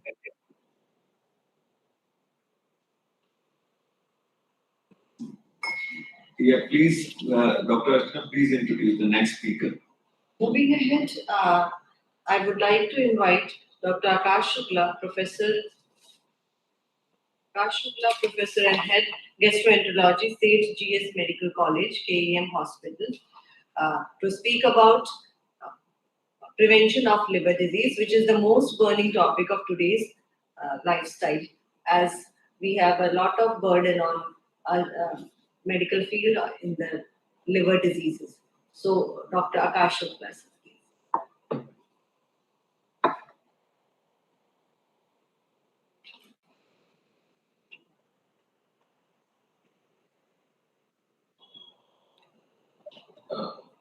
Sorry, would you share your presentation from there? Can you share it for me? Okay, we can start from here. Sure. We can start from here.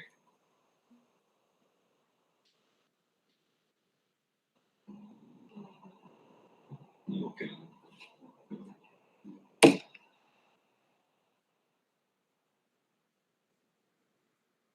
1 minute, sir. We are sharing. No problem.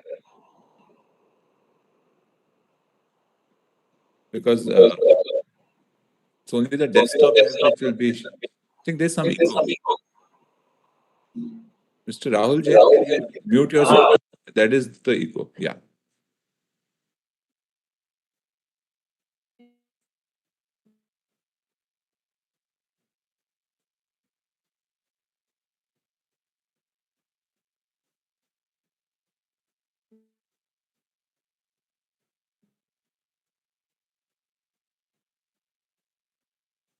Great. Thank you very much. So, at the outside, I must thank Dr. Anil Kumar and the entire team of Noto for having me here and giving me this talk, which is slightly different from the usual transplant-related topic. And this is about prevention of liver diseases. Next slide, please. So, one thing which we have to understand is everything that we ingest, inhale, or touch that enters our skin actually passes through the liver. So whatever we are eating, whatever we are breathing, whatever we are touching, a part of it is going to pass through our liver. And that is why we have to be careful with everything that we come in contact with. Everything is going to impact our liver. Next slide, please. Now, to understand how we prevent liver diseases, we need to understand what are the symptoms of liver diseases. And this is where it is very important to know that liver diseases are silent killers. Unless 80% of the liver is damaged, we do not get any symptoms. So the symptoms are rare in the beginning and they occur very late. So when they occur, it is like ascites, encephalopathy, bleeding, or hepatocellular carcinoma. How can we diagnose liver diseases early? So a routine health checkup is one which is very often the first time that a liver disease is picked up incidentally. It could be something as simple as a fatty liver on an ultrasound, a high SGOT, SGPT, a high bilirubin, an elevated gamma GT, and one more thing, a platelet count of less than 2 lakhs would almost always indicate that there is a significant amount of liver disease. In fact, there are more liver-related thrombocytopenia than there are primary hematological disorders which cause thrombocytopenia. Next slide, please. Now, We are all aware, those of us who have watched movies around 20, 30 years ago will be familiar with this scene where respected Shri Amitabh Bachchan ji made it famous that alcohol impacts liver. And therefore, we all know for the last 40 years that alcohol can cause liver damage. But there are other causes as well, like viral hepatitis, which could be hepatitis A, hepatitis B, hepatitis C, hepatitis D, E. Then you have non alcoholic fatty liver disease. You have medications which can cause liver disease, autoimmune hepatitis, Wilson's disease, Budd-Chiari syndrome, and over 100 other causes of liver disorders. So all these, so many disorders can actually affect the liver. Next slide, please.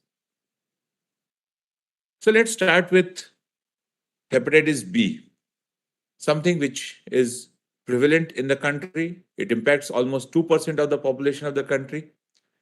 The hepatitis B is transmitted in two ways.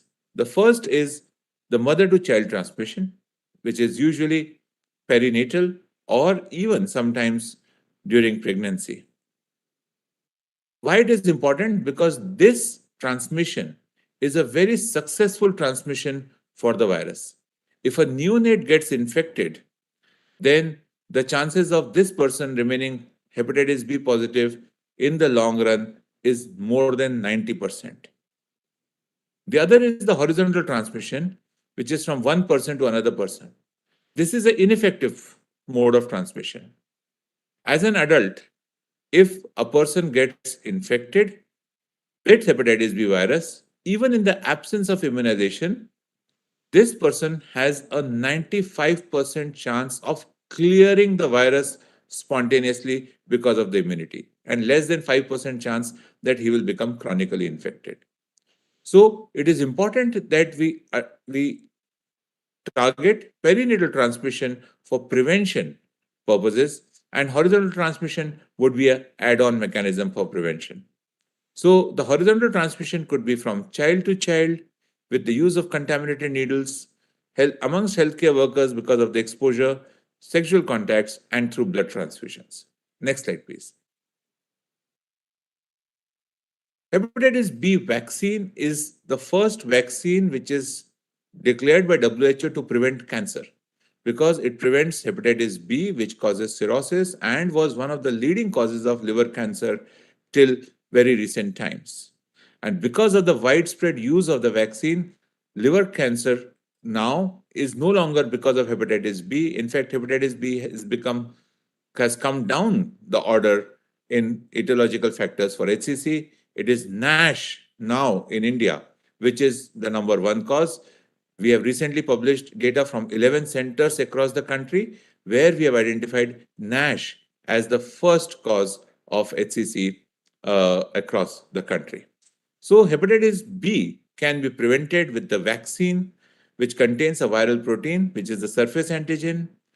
Initially, this vaccine was derived from the plasma of people who were chronic Hep B infected, but now we have only the recombinant protein, so it is completely safe and can be given to even pregnant mothers or immunocompromised individuals. So this recombinant vaccine is basically a gene for hepatitis B surface antigen is inserted into yeast or mammalian cells. These cells are then cultured to produce an excess of protein, and this protein is then purified and absorbed on the surface of the adjuvant and then given as an intramuscular injection. Next slide, please. The hepatitis B vaccine is available in the form of dosages of 0.5 ml or 1 ml. The 0.5 ml contains 20 micrograms per dose, but you have to read there are a couple of brands which are 10 micrograms per dose. So the recommended dose is for newborns, infant, children, and adolescents less than 18 years of age, 0.5 ml, that is 20 micrograms per dose. For adults, it is 1 ml, that is 40 micrograms. And for those who are on hemodialysis or immunocompromised, it's 2 ml, that is 80 micrograms per dose. Next slide. The dosing schedule is the most standard and acceptable one, as you can see across all age groups, is 0, 1, and 6 months. However, if there is a need for rapid vaccination, you can do 0, 1, 2. But then you have to give a booster at 12 months. And then for adolescents and adults, you also have an ultra rapid vaccination schedule, which is 0, 7 days, 21 days, and then you give a booster at 12 months. So these are the different regimens that are existent, which we use, the most common being 0, 1, and 6 months. Next slide, please. The hepatitis B vaccine in children has to be given on the anterolateral aspect of the thigh. It should not be given in the gluteal muscles because of the lower efficacy and the risk of sciatic nerve injury. In others, in children and in adults, we give this on the deltoid. The efficacy is better if you give it on deltoid or on the thigh as compared to in the gluteal muscles. Next slide, please. How efficacious is this vaccination? With one dose, you achieve a protection of 16 to 40%. With two doses, 80 to 95%. And with three doses, you achieve a vaccination success of 98 to 100%. The only people where we have to be very cautious is preterm infants less than 2 kg. They have a less successful response, and therefore we may give booster to this group of children. Next slide, please. In older people, the response rate is slightly lower. Above the age of 40 to 49 years, the response rate is more than 90%. Between the age of 50 to 59, it is more than 80%. And beyond 60 years of age, it falls lower. Those who are above 40 years, are obese, have a history of smoking, or any chronic systemic illness, the response rate is lower. But in all those who are less than 40 years of age, the response rate is more than 95%. Next slide, please. 5 to 10% of people do not respond to this 3-dose schedule, and those who do not respond to the standard dose do not really benefit with repeat of the same dose. So what do we do for them? If somebody has not responded and has not formed the antibodies which we require, then we offer them either double dose or we give them a 4-dose schedule, or instead of intramuscular, we give them an intradermal vaccination. Or we can give them what is called as component vaccines. Next slide. So how do we know whether somebody has responded and is safe? We do anti-HBs titers. More than 10 MIU is protective. It is used to cut as a cutoff to define the response. And once somebody has achieved this titer, more than 90% chance that he will remain protected for the at least next 30 years, even if the anti-HBs antibody later decreases. And that is why there is no need for a booster dose of hepatitis B vaccine if your anti-HBs titer has ever been more than 10. Next, please. Are there any adverse events? The mild adverse events may be there in around 2 to 3 per 100, like mild pain, mild erythema or swelling, some fever, and severe reactions are 1.1 per million. So per 10 lakh dosages, one severe reaction may take place. Next slide. Now, what is new is the birth dose and emphasis on the birth dose to prevent the mother-to-child transmission. Next slide. This is the WHO guide for how we can introduce and strengthen the hepatitis B birth dose vaccination. Extremely important. I think all of us who are in public health must read this document. It's a very small one-page document, very important. Next slide, please. Why it is important to give the birth dose? As we discussed, early infection, greater risk of chronic infection. And therefore, we need to prevent this early infection from mother to child. As you can see, the more the age of acquisition of the hepatitis B virus, lesser is the chance of chronicity. Earlier the acquisition of the virus, more is the chance of chronicity. So we have to prevent the transmission early in the course of the life of the child. Next slide. After birth dose, do we require more doses? Yes, a single birth dose is not adequate. Usually, you would give a 3-dose schedule additionally, which would be include along with the DPT vaccination. When the child comes for that, along with that, you can give the hepatitis B vaccine, and that is what is a very practical dosage schedule. So, in all, the child receives 4, the first one at birth, and then the 3 doses along with the DPT vaccine. Next, please. Now, the other thing that we have is immunoglobulin, the hepatitis B immunoglobulin, and we'll be discussing with that shortly. So, at birth, if the mother is hepatitis B positive, then what we give along with the vaccine is the immunoglobulin, because together they increase the efficacy of prevention of the mother to child transmission. The HBIG has challenges like high cost, refrigeration, limited availability, but now, as part of the National Viral Hepatitis Control Program, HBIG is available to everybody. So every pregnancy where the mother is hepatitis B positive, now, as part of the National Viral Hepatitis Control Program, the hepatitis B immunoglobulin is being provided completely free of cost. If the HBIG is also administered along with the vaccine, then the vaccine and the HBIG should be given at different locations. Remember, both are given on day 0. So they should be with different locations and different syringes. Next, please.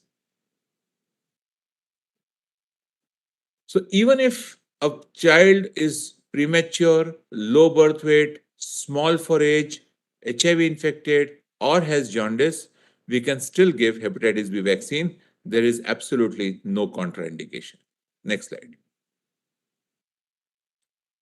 In addition to just having a prevention with the vaccine and immunoglobulin, we have to also be aware that there's a very simple treatment algorithm which is now being provided under the National Viral Hepatitis Control Program, where the diagnostics and the therapeutics for hepatitis B are given completely free of cost. A very simple algorithm. You look at whether the person is hepatitis B positive or not. If the person is hepatitis B positive, then you see whether the person has cirrhosis or no cirrhosis, only by doing simple blood tests and sonography. If on simple tests we find that the patient is cirrhosis, then irrespective of the age, ALT, E antigen, DNA, this patient should undergo treatment. If the person is surface antigen positive but non-cirrhotic, you look at the SGOT, SGPT. If the SGOT-PT is elevated and the viral load is more than 20,000, then you offer this patient treatment. If the person is non-cirrhotic and has normal SGOT-PT and the HBV DNA is less than 2000, then this patient does not require any treatment. For the other two groups, that is high SGOT-PT but viral load less than 20,000 or normal SGOT-PT and viral load more than 2000, treatment is given only if the patient has fibrosis on non-invasive tests. And then once you start the treatment is lifelong. So I don't think we can have a simpler treatment algorithm anywhere else in the world. Such a simple algorithm doesn't exist. And that is why we are now able to offer a simple hepatitis B treatment algorithm across the country as part of this National Viral Hepatitis Control Program. Next slide, please. Now we come to hepatitis C transmission. Hepatitis C gets transmitted directly through blood or fluid exposure, and it can be prevented by using safe blood practices. The other is sexual activity and sexual promiscuity. So safe sex is again another modality for prevention of hepatitis C transmission. And third commonest is through IV drug user needle sharing. And here harm reduction measures are far better as compared to other practices. So this is how hepatitis C transmission happens, and we can prevent the transmission by using these simple measures. Next slide, please. Another way to prevent hepatitis C transmission chain is by screening and treating people who are at high risk of spreading this hepatitis C virus in the community. So who should be screened? Patients who have had blood transfusions or repeated blood products in the past. So hemophiliacs who have received blood products, or thalassemics who received repeated blood transfusions, or somebody who has had a trauma and massive transfusions. IV drug users, antenatal mothers, people who live with HIV donors, and patients who are on hemodialysis. So these are the people who should be screened for hepatitis C. Next slide. Once somebody is screened with hepatitis C, all we do is a HCV RNA and see if the patient has cirrhosis or not. If the patient doesn't have cirrhosis, you give blood daclitosvir for 12 weeks. If the patient has cirrhosis, then you see whether it is compensated or decompensated. Next slide.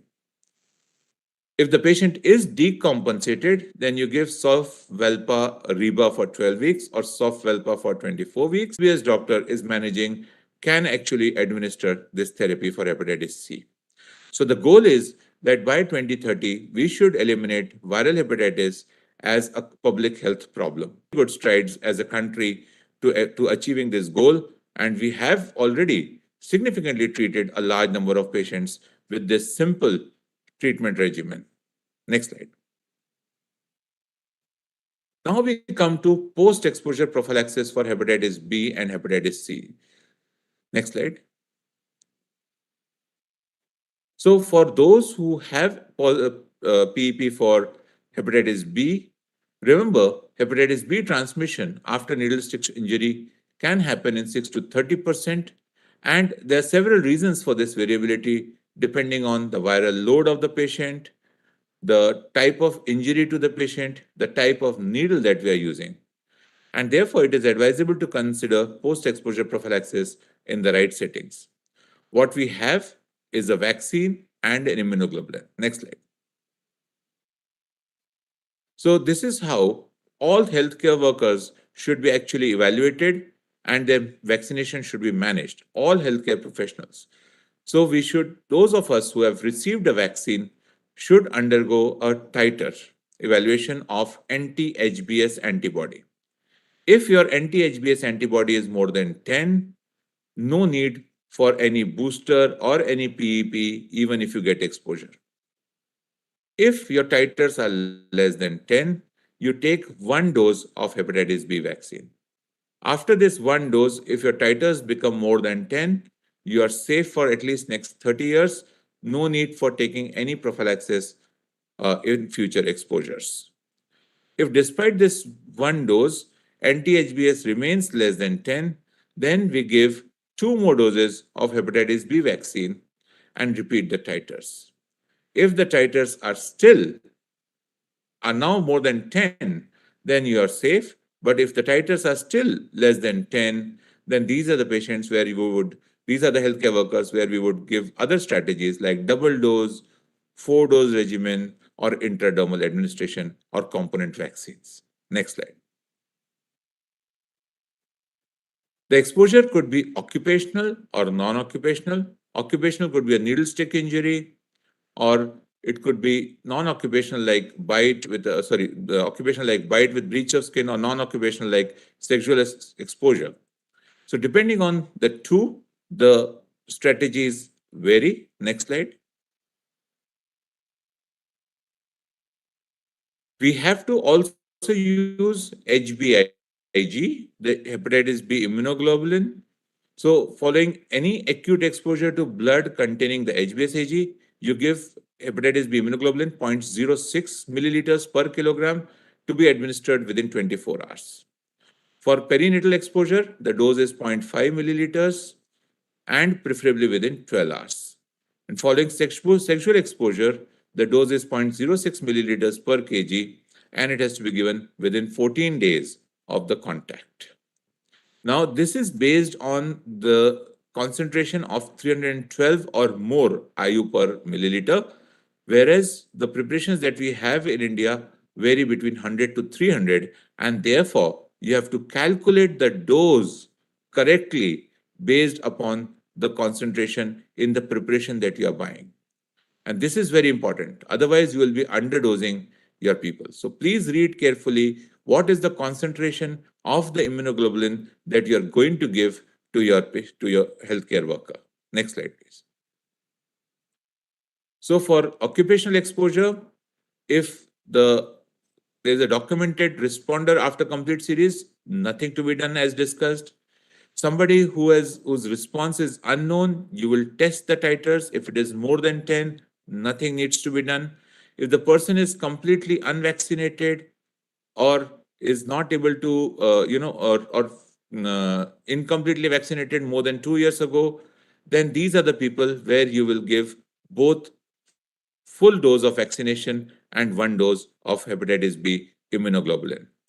If you have a documented non-responder, then you have to be much more aggressive. You have to give this person 2 doses of hepatitis B immunoglobulin separated by 1 month gap. Next slide, please. So after hepatitis B and C, let's move to the third group, which I'm going to talk about.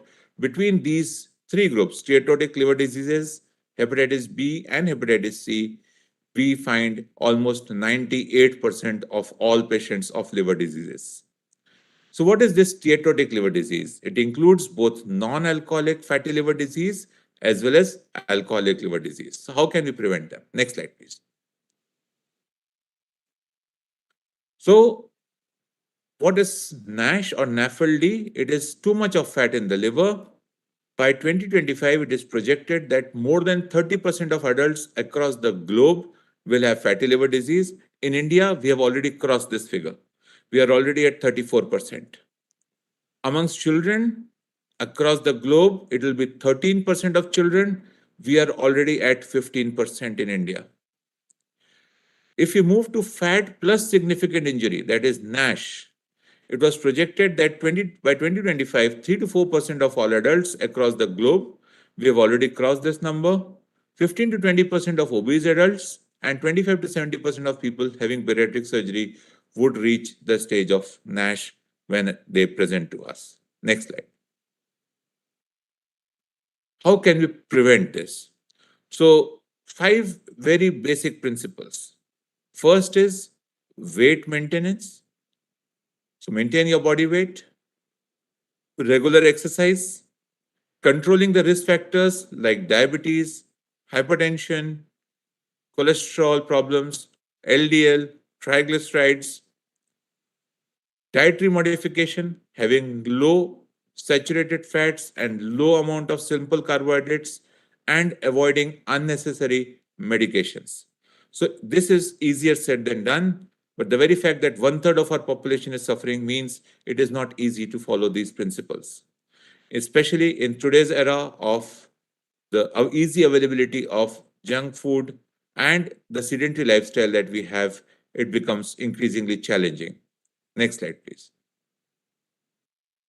We have to also be aware of the drugs which can cause liver injury. And this list is huge, not that everybody on these drugs will have a liver injury, but if you look at it, some of these drugs are so commonly used. Acetaminophen, that is paracetamol, antimetabolites, valproic acid, ART drugs, statins, amoxicillin clavulanic acid, diclofenac, flucloxacin, antitubercular drugs, leflunomide, methyl dopa, phenytoin, statins, antifungals like terbinafine. So these are so commonly used. So we have to be aware of these. Antihypertensives are there. So all these drugs can cause liver injury. So do not have these drugs unless there is a good indication, and avoid self-medication. Next slide.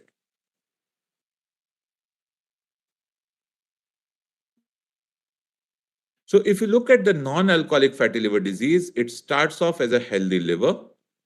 When fat gets deposited in this liver, it is called as fatty liver. Once this fat turns rancid, it causes inflammation in the liver, that is called as NASH.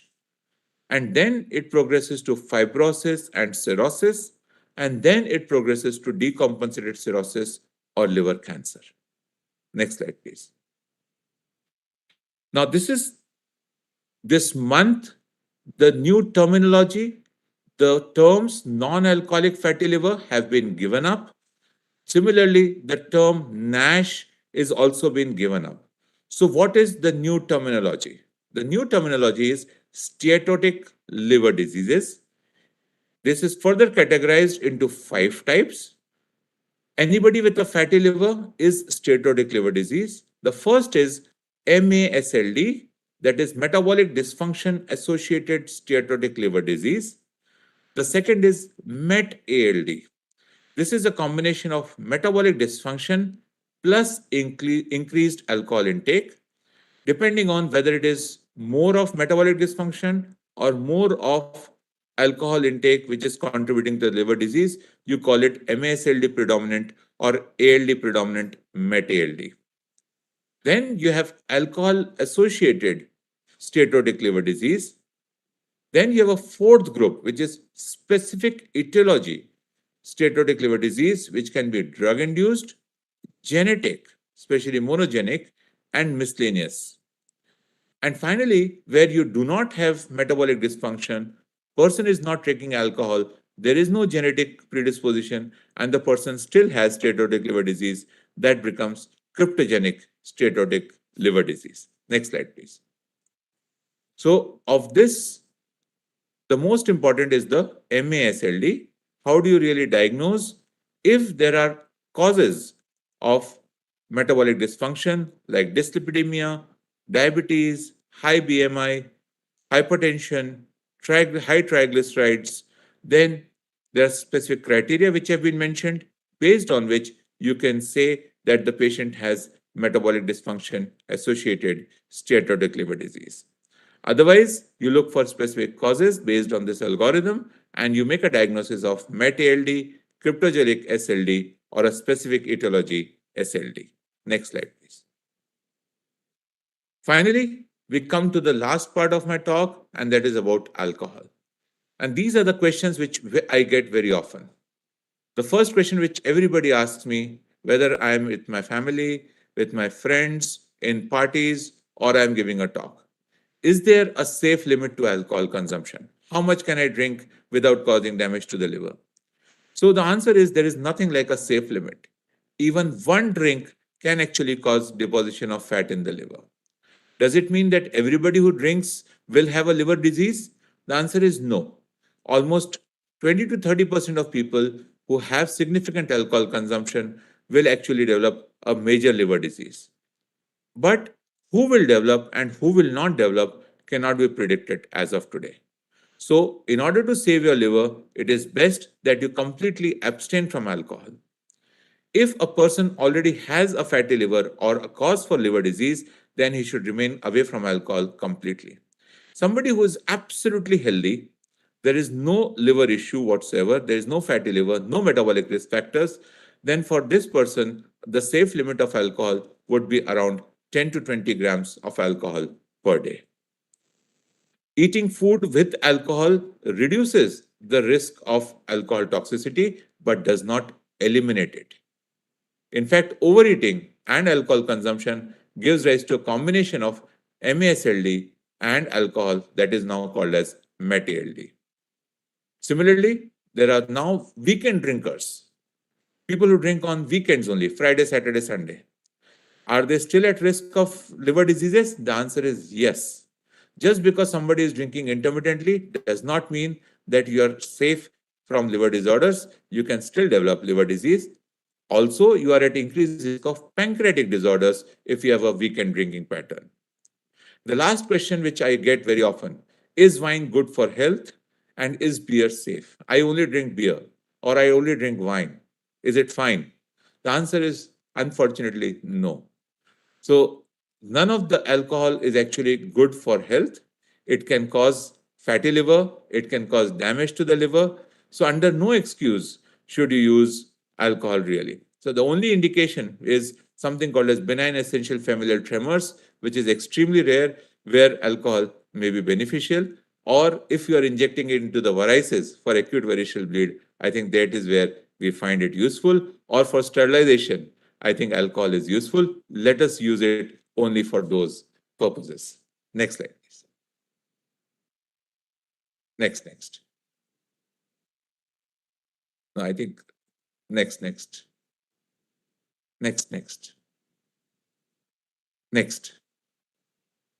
So the last slide which I want to show is certain food items which are considered to be liver protective and anti-aging. So we are now looking at telomerase inhibitors, reductase inhibitors, and looking at longevity and living eternally with genetic engineering, which is going to be a reality in next 50 years. Till that time, probably we have to resort to these anti-aging liver protective food, which include vegetables like red bell pepper, broccoli, spinach, nuts, avocado, with watercress, that is jalkumbi or olive, coffee, papaya, blueberries, bananas, citrus fruits, kiwi, apples, and pear. So these are all liver protective food. You should have these in ample quantities in your diet. Next slide, please. So my summary for hepatitis B, let's get vaccinated. Those who are vaccinated, let us do our titers and ensure that we are safe. Hepatitis C is now curable with simple tablets. So let us diagnose it quickly and treat it aggressively. Both the viral hepatitis can be prevented with the use of safe needles, blood transfusions, safe sex, and for hepatitis B, mother to child transmission prevention with immunoglobulins and hepatitis B vaccine. For NAFLD, you have to exercise to keep your body healthy and keep your liver happy. Eat a healthy, balanced diet to avoid fatty liver disease, avoid alcohol completely, avoid self-medications or unnecessary medications. And since we are for the NOTO, liver transplant is now required only for a small group of people who reach the end-stage liver disease. And hopefully, one of the ways of reducing organ scarcity is by reducing the number of people who need liver transplant. So I think that is the another approach which I'm so happy that NOTO has taken for this time. Last slide, please. Thank you very much.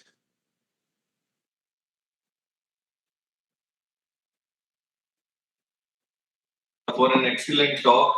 I think it was so many messages in your talk and so many key information and for everyone to follow and practice. So you are already working with us in the ROTO as joint director, and we know your capabilities and you are doing excellent work in the ROTO SOTO Mumbai also. And I think all the audience which have listened to your talk today and the way you have presented, and especially the simple algorithm of treatment which have been devised under the National Viral Hepatitis Control Program, very excellent, and which has made the hepatitis B and C treatment look so simple.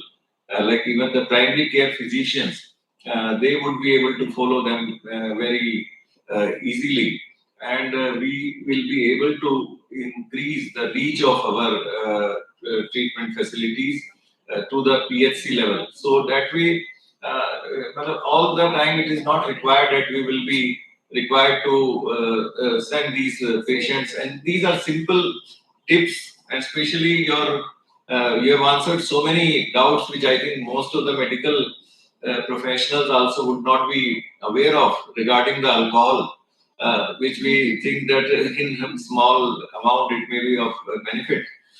So thank you so much for the excellent talk.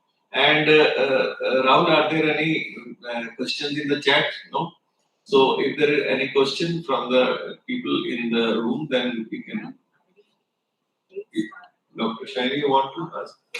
Dr. Shaini Pradhan, who is joint director in the NOTO, she would be asking you a question, sir. Sure. She is in NOTO. Thank you. Pradhan. Yeah. Thank you, Dr. Akash. It was very informative. I just wanted to know how frequently should one check for his titer? because most of us were vaccinated. But you just like you said, we should check our titers regularly. So how frequent? Thank you, Anand. Thank you so much for that question. I think it is extremely important that we check our titers at least once. And if once our titers are more than 10, we are safe for next 30 years. So we have to recheck the titers only if it is less than 10. If it is less than 10, we give one booster dose and check it again after 4 weeks of the booster dose. And if now it is more than 100, more than 10, you are now safe for next 30 years. One more question, Dr. Krishna Kumar, our senior Chief Medical Officer in the Noto, he would be asking, sir. Thank you for wonderful talk, sir. We enjoyed it and we are enlightened by it. Thank you. Now I'm coming to a very controversial topic about the alcohol. So you have said absolutely no to alcohol consumption. Is it feasible? Once there is a dilemma between the at the one end we are coming up with the more and more liquor shops because they are the revenue generation things, and somehow we are not able to control it. At the other end, we are recommended that even a drop of alcohol is injurious to the health. So how to balance this dilemma? Because if we say no at the one end, because we need to look at the practicality of the things. At the one end, to generate the revenue, we are coming up with more and more liquor shops. At the other end, we are saying no, it should not be consumed. So just by saying that we should not consume, we should come up with some balanced view. What do you say on that? I think, thank you, sir. I think you have raised a very pertinent point. And I agree with you that it is impossible for everybody to completely remain away from alcohol. Having alcohol is a reality. It has existed for right from the inception of whenever alcohol was discovered. But as a medical profession, I think we have to accept that drinking alcohol is harmful, and therefore we cannot endorse alcohol consumption. So administratively or revenue wise, it is important. But I think as a medical fraternity, we have to say what is medically appropriate, and that is that consumption of alcohol cannot be considered to be safe, and it is considered a potential carcinogen, it is potential hepatotoxic, and therefore it is best to stay away from alcohol completely. While I think the way government is talking of revenues, it is a indirect way of actually discouraging alcohol consumption by putting taxes on it, and therefore making it more expensive and more out of reach of individuals. And I think that is an indirect way of ensuring that the alcohol consumption is lesser. While we cannot eliminate it completely, as we know that reality is that even in states where alcohol is prohibited, we know that alcohol consumption can be a problem and is a reality. So we accept that. But I think as a message which we have to give to people and individuals who want to seek this knowledge, I think we have to tell them that having alcohol is not good.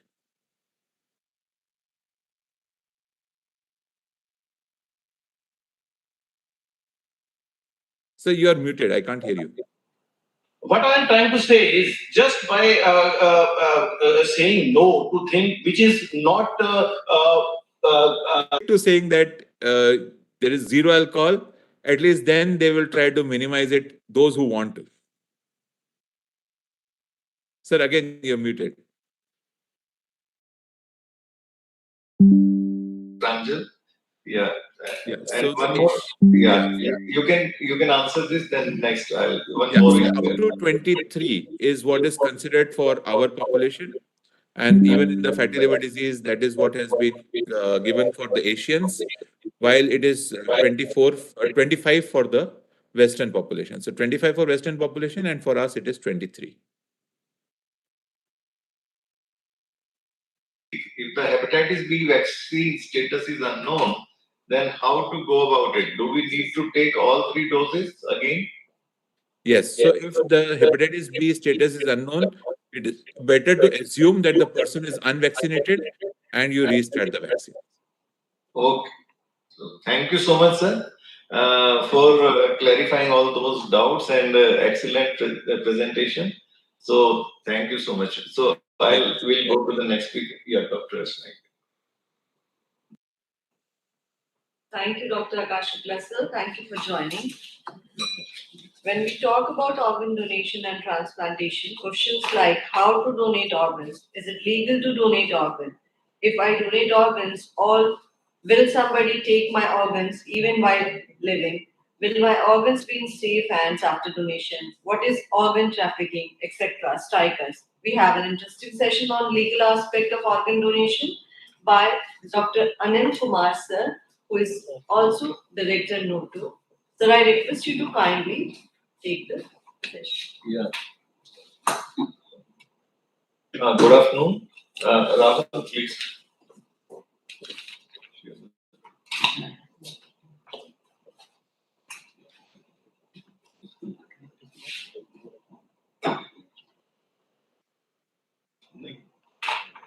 Slide up.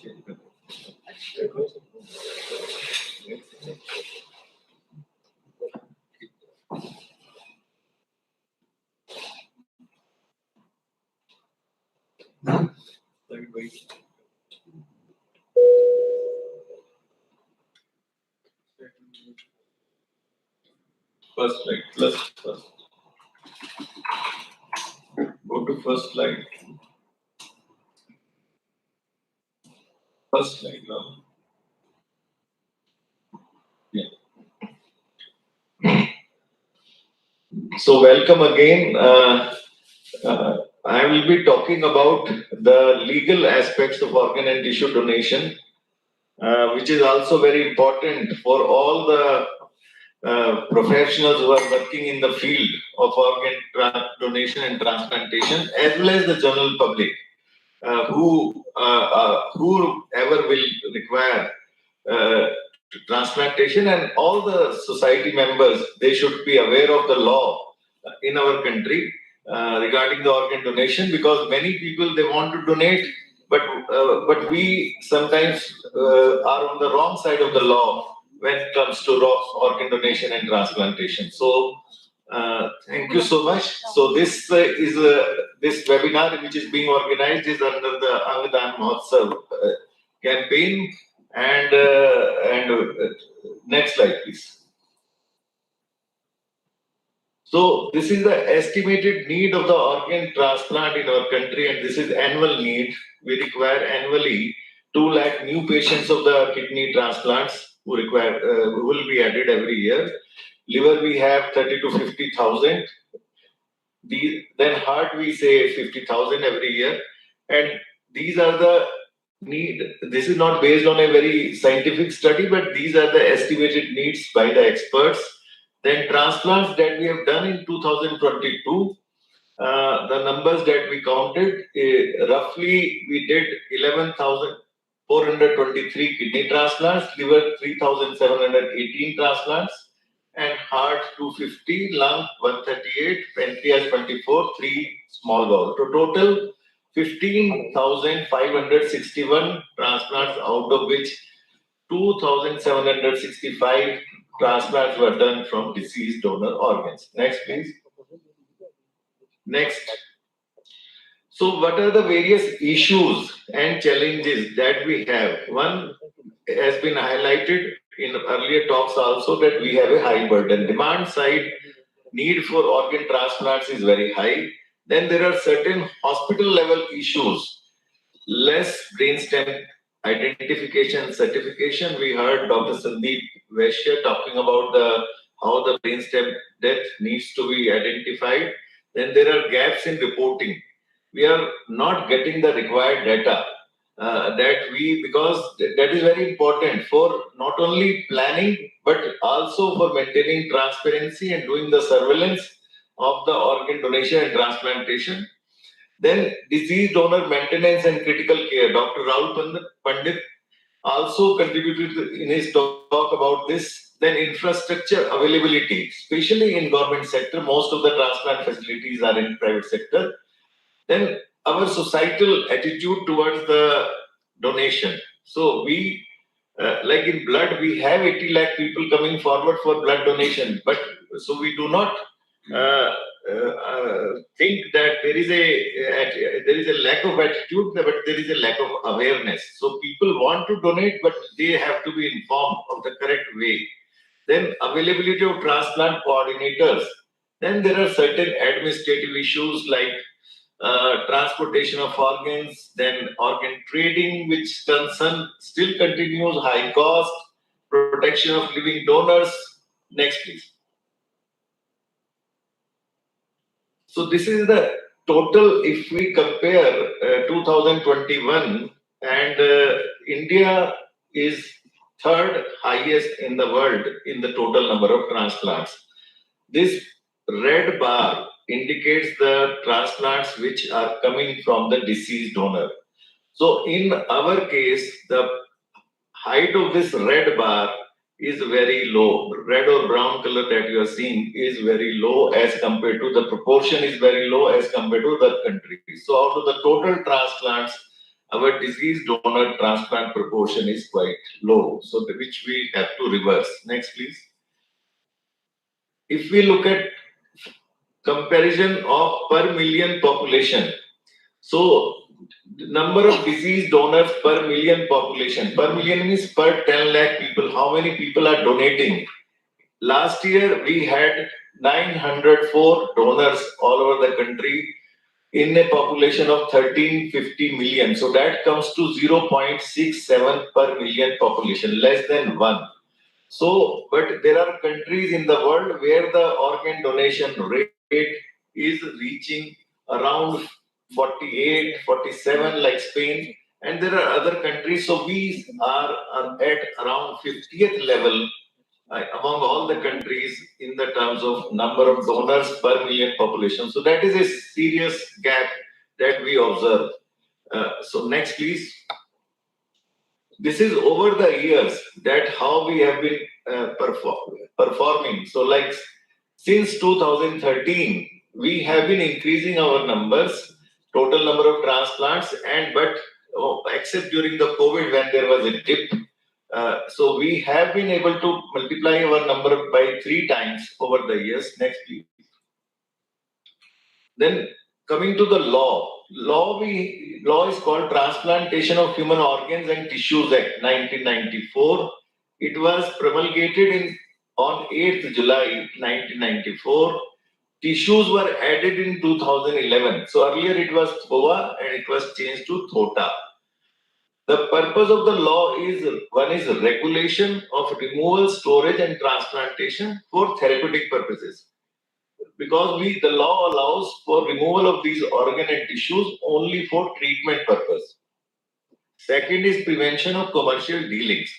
So in the law, rules were changed, issued from time to time, and the latest rules, 2014, they override all the earlier rules. So latest rules are 2014 rules. Next, please.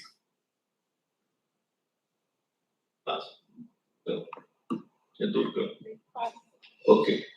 So, coming to, there are certain definitions, the brainstem death, which we need to understand under the law. Brainstem death means the stage at which all functions of the brainstem have permanently and irreversibly ceased. So, yesterday we also had a lecture on brainstem death. Then deceased person means the dead person. The law says the deceased person could be dead because of the cardiopulmonary death or because of the brainstem death. So both are considered brainstem death. Then the third important definition under the law is payment. The law says that no payment in cash or kind can be made for organ donation. So, but payment can be made in money or money's worth. But payment can be made for cost of removing, cost of transporting, or cost of preserving the organ, or for any expenses or loss of earnings incurred by a living donor. So that can also be acceptable payment. So these are the 2 acceptable payments which are allowed under the law. Next, please. So brainstem death, already today we had a extensive lecture that this is the area in the brain which includes midbrain, pons and medulla, where if it is damaged, then this is a irreversible situation. But the main advantage of this situation is that when this person who is brain dead is in an intensive care setting, there is a window of opportunity till declare from the time he is declared brainstem dead to the time his heart stops. This gap is there in which his organs can be kept functional with the support system in the ICU and organ donation can happen. So 4 doctors, they certify the person as brain dead as per the law, and the brain dead has to be tested. The tests have to be done twice a day, 2 times with a minimum gap of 6 hours in adults, and in children the gap increases, as Dr. Sandeep Veshya already today informed all of you. Next, please. So 4 doctors, they're all doctors. One is in charge of the institution and one is a treating doctor. And the third category is an independent specialist who is nominated by the in charge of the hospital from the panel which is approved by the appropriate authority. And the 4th doctor is a neurologist or a neurosurgeon, again nominated by the hospital and from the panel approved by the appropriate authority. If neurologist or neurosurgeon is not available, then an anesthetist or an intensivist can replace him in his place for certifying the brainstem death. So this is a board which is defined under the law. And this certification is essential to permit removal from any brainstem dead donors. Next, please. There were certain amendments done in 2011, many of which were to increase the pool of deceased, basically to facilitate deceased donation. One was provision of transplant coordinators. These are the dedicated professionals and for encouraging organ donation and coordinating the entire process. Then registration of retrieval only centers. Then third was a mandatory request for organ donation from the families of potential donors which are available in the ICU. Then, as already told, that brainstem death is also now permitted by anesthetist or intensivist. Then eye or cornea retrieval is now permitted by a trained technician. Then there is a central government was given a mandate to establish a national network of basically all the hospitals and at a national as well as regional level for efficient procurement system and distribution of the organs and tissues, and also maintain a national registry. So these 2 mandates were given to the central government in 2011. Then there were certain amendments which were related to the living donor. So one of them is expanding the living near relative criteria, with which earlier only the 4 categories of living donors like relations were there as near relative. That is the parents, children, spouse and siblings. Siblings means brother and sisters. But now after expansion, grandparents and grandchildren are also included. Then swab donation, that is the donor exchange in case of a biologically incompatible pair of donor and recipient, was permitted. And also it mentions clearly that no organ can be removed from a mentally challenged person. Then punishments were also increased hugely in the 2011. Next, please. So tissues and tissue banks were included 2011. Next, please. Then law also provides for state level a appropriate authority in every state. Appropriate authority is the main authority which has all the powers of the law. Basically, every state can have one or more officer to be appointed by the state government as an appropriate authority. So it is an officer. It is not a board. It is not a committee. It is an officer. So it is basically first is what are the functions of the appropriate authority? Is grant of the license. License for what?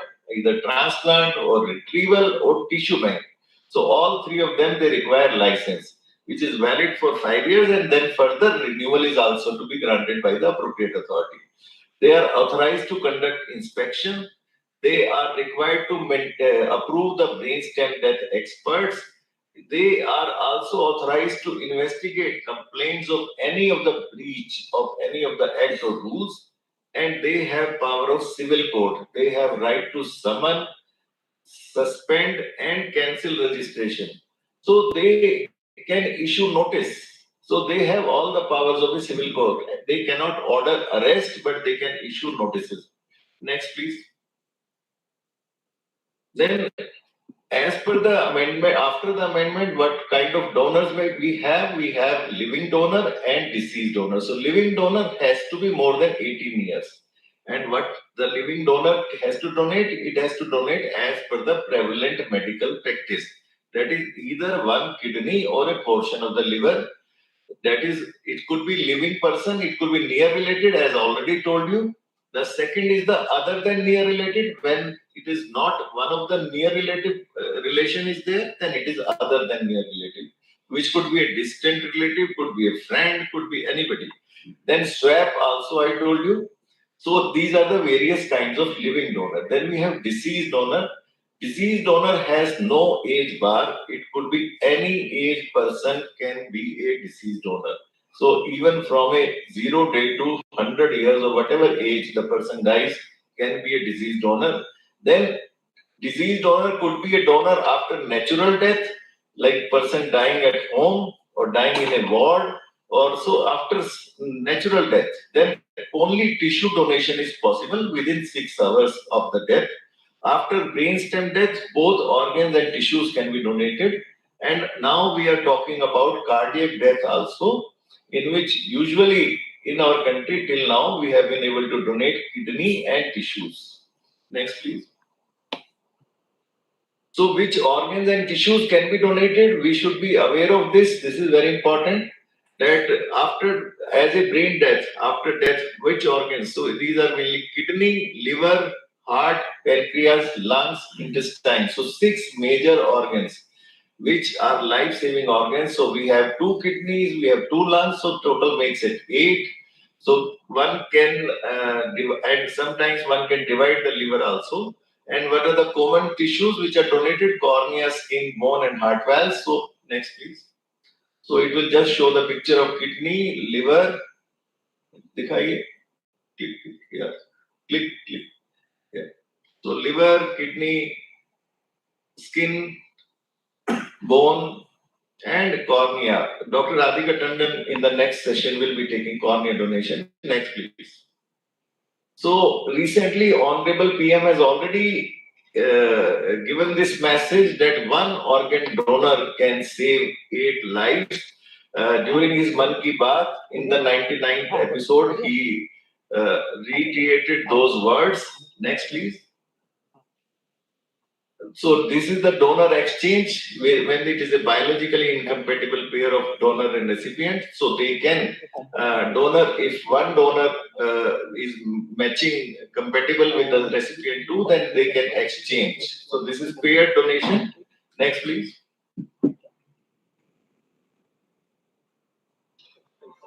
Then we have another body under the committee law, which is authorization committee. Authorization committee, it is a committee. It is a 7-member committee. In charge is the hospital MS or the medical director, where the transplant is going to take place. And it can be, but that hospital should be doing a volume of transplant of more than 25 transplants in a year. Otherwise, it should be a state level committee also. Usually we say every state should have at least one state level authorization committee. Besides that, they can have lower level, that is hospital or district level committees. And this is what are the roles of this committee? They have to approve the living organ donor. Which are other living organ donor? Those cases which will go to them. Other than near relative. So other than near relative can also donate as per law, provided the donation is for the reason of affection and attachment. So anyone can donate to anybody. So I want to give this message through this webinar that any person can donate to any person, any other person, provided that donation is for the reason of affection or attachment. Because sometimes we receive complaints that these cases are not taken up by the hospital authorization committee, which is wrong. Any person is allowed to donate to any other person, provided there is a affection and attachment between them, and that is for deciding that there is an authorization committee provided under the law. Then every strap case has to go to authorization committee. Any organ donation in which a foreigner is involved, that is a living case, a foreigner is there or either as a donor or recipient, those will also cases will also go to authorization committee. Next, please. Next.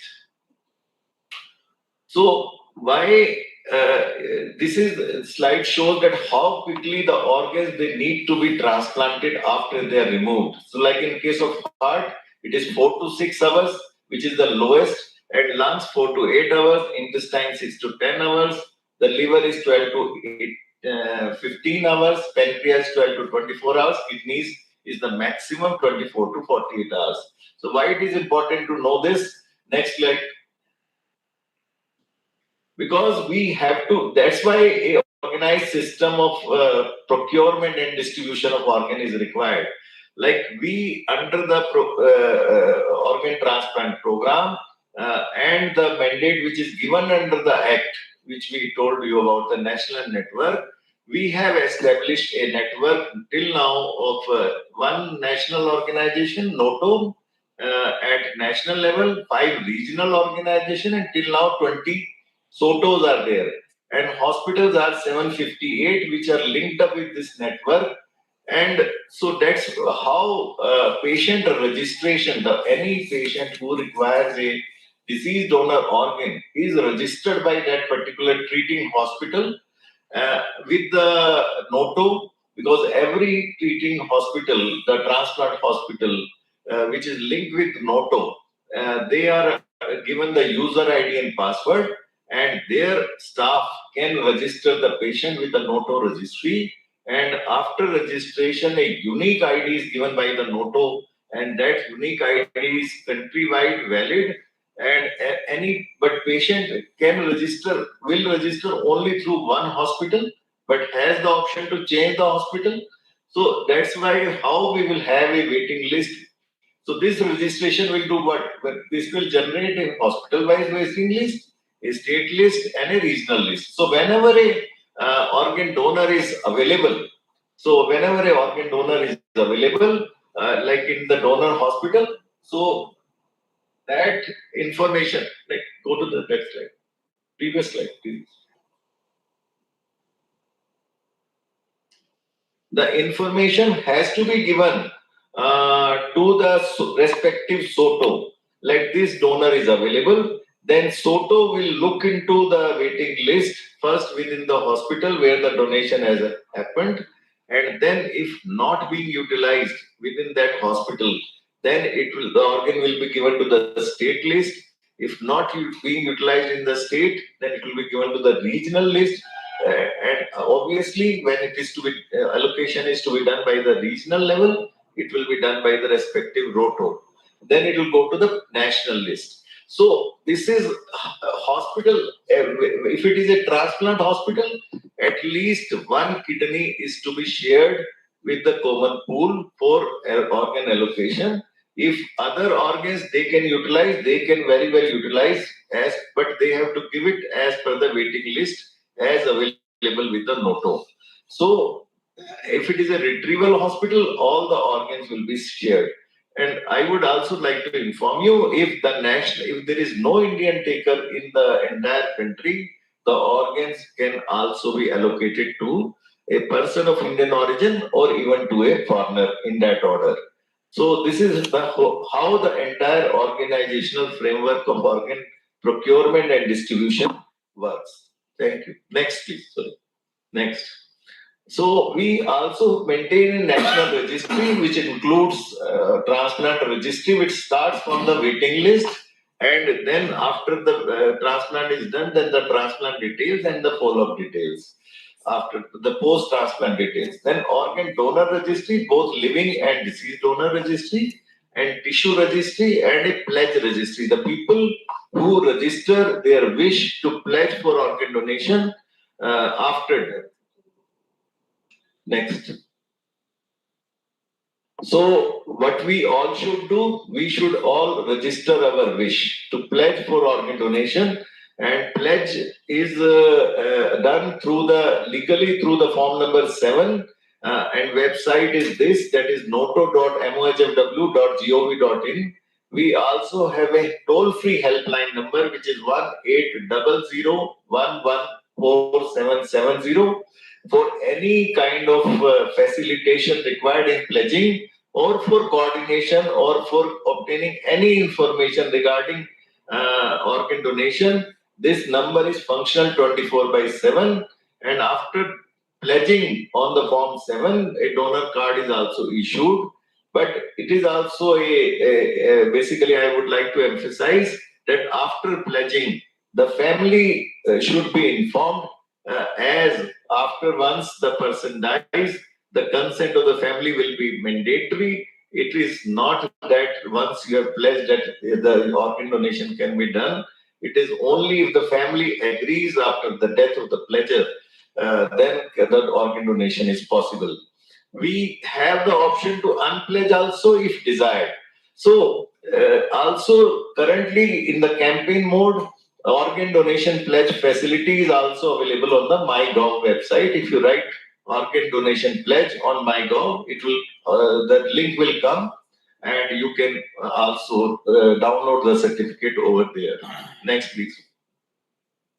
So this is just the form number 7, which is available both online and offline. You want to fill, you can send it to the respective SOTO, ROTO, or NOTO, and then organ donor card can be issued. Next, please. Next. Transplant coordinator. This is the transplant coordinator, which is, I told you that it's the most important member for coordinating the entire organ donation and transplantation process, and basically also to counsel and encourage the family members of the deceased person. And there are certain qualifications which are defined, which could be a doctor, could be a nurse, or it could be a graduate with preferably a postgraduate qualification in social work or psychiatry or sociology or social science or public health. Next, please. There are certain duties defined for the doctors in the deceased donor case. One, I had informed you that they are required to request for organ donation. They are also required to find out whether the donor had any time authorized for removal, and then they are also required to ensure that till the brainstem death is certified and consent is given, then no organ can be removed.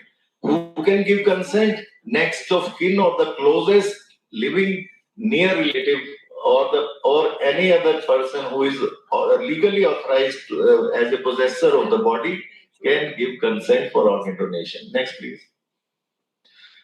This is the board that we advocate that should be put up outside the intensive care units, where this message should be there that you can save lives of people by donating organ and tissue. This is for the basically the family members' encouragement, and that the doctor or the transplant coordinator or the counselor on duty, they are required by law to request for organ donation. Yeah, next, please. In the medical legal cases, just one message I want to give, that whenever there is because though we say that post-mortem doctors should be available at the time of retrieval, so that both the procedure, they can be done simultaneously. However, if it is not possible, then the surgical records, the notes of the surgeon, they will be part of the post-mortem report, and the post-mortem can happen at the designated place. Next, please. However, Ministry has issued a circular that post-mortem should be done on priority and even conducted during night if adequate infrastructure facilities are available. Next, please. These are the various offences which I think everyone should be aware of. that because there are very severe penalties if any person gives his service as a doctor to the hospital which is not authorized to do organ removal, and then there is a imprisonment up to 10 years and fine up to 20 lakhs. If anyone makes or receives payment for supply or offer to supply any human organ, again imprisonment ranges from 5 to 10 years and fine ranges from 20 lakh to 1 year. So next please. Anyone publishes or gives an advertisement where it is directly offering the money for organ donation, and advertiser is also willing for such arrangement, then again the imprisonment is 5 to 10 years and fine is 20 lakh to 1 crore. So, and anyone who prepares false documents for facilitating this organ trading, again fine and imprisonment are similar.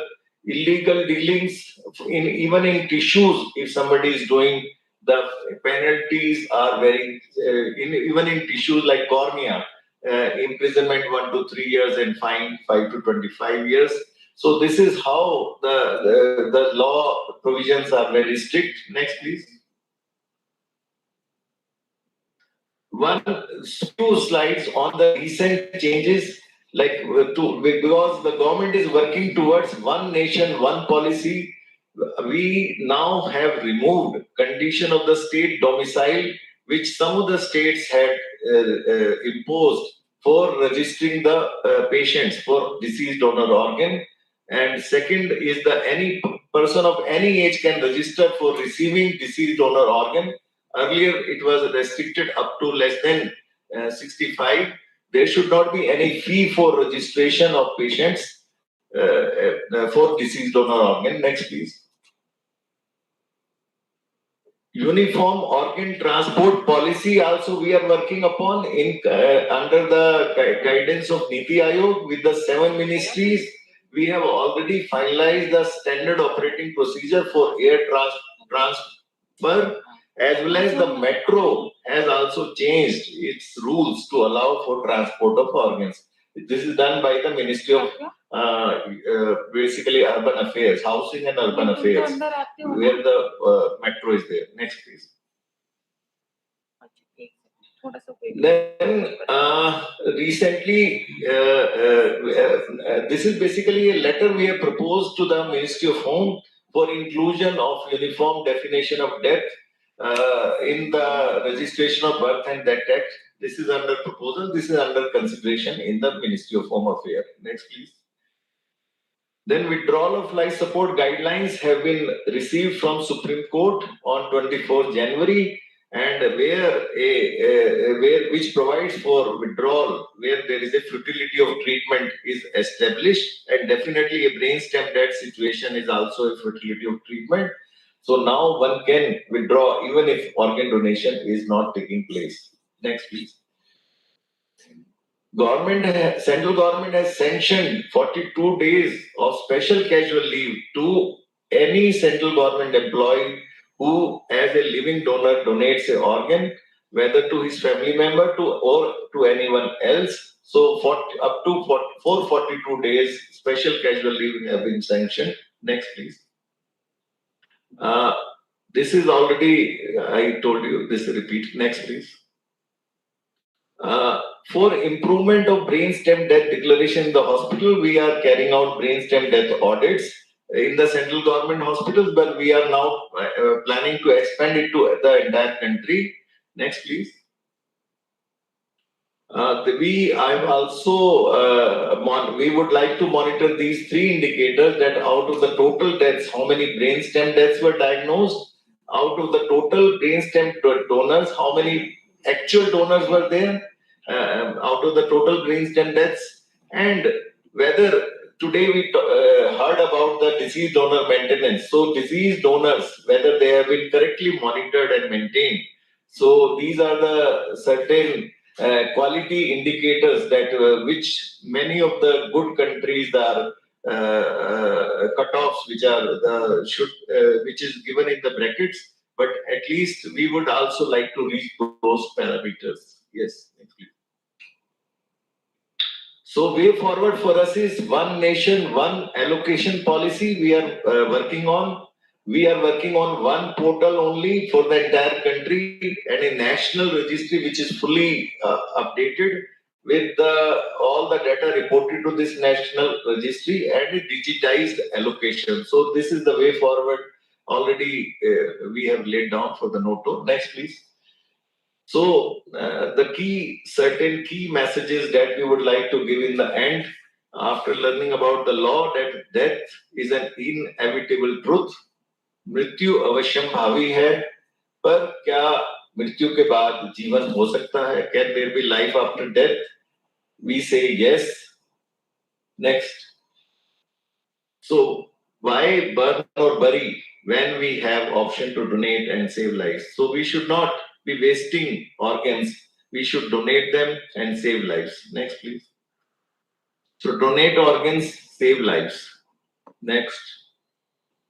So this is another message. एक खामोशी, अनेक मुस्कान, आओ करें अंगदान. Next, please. So Angdan Mahotsav, organ donation month and the forthcoming organ donation day.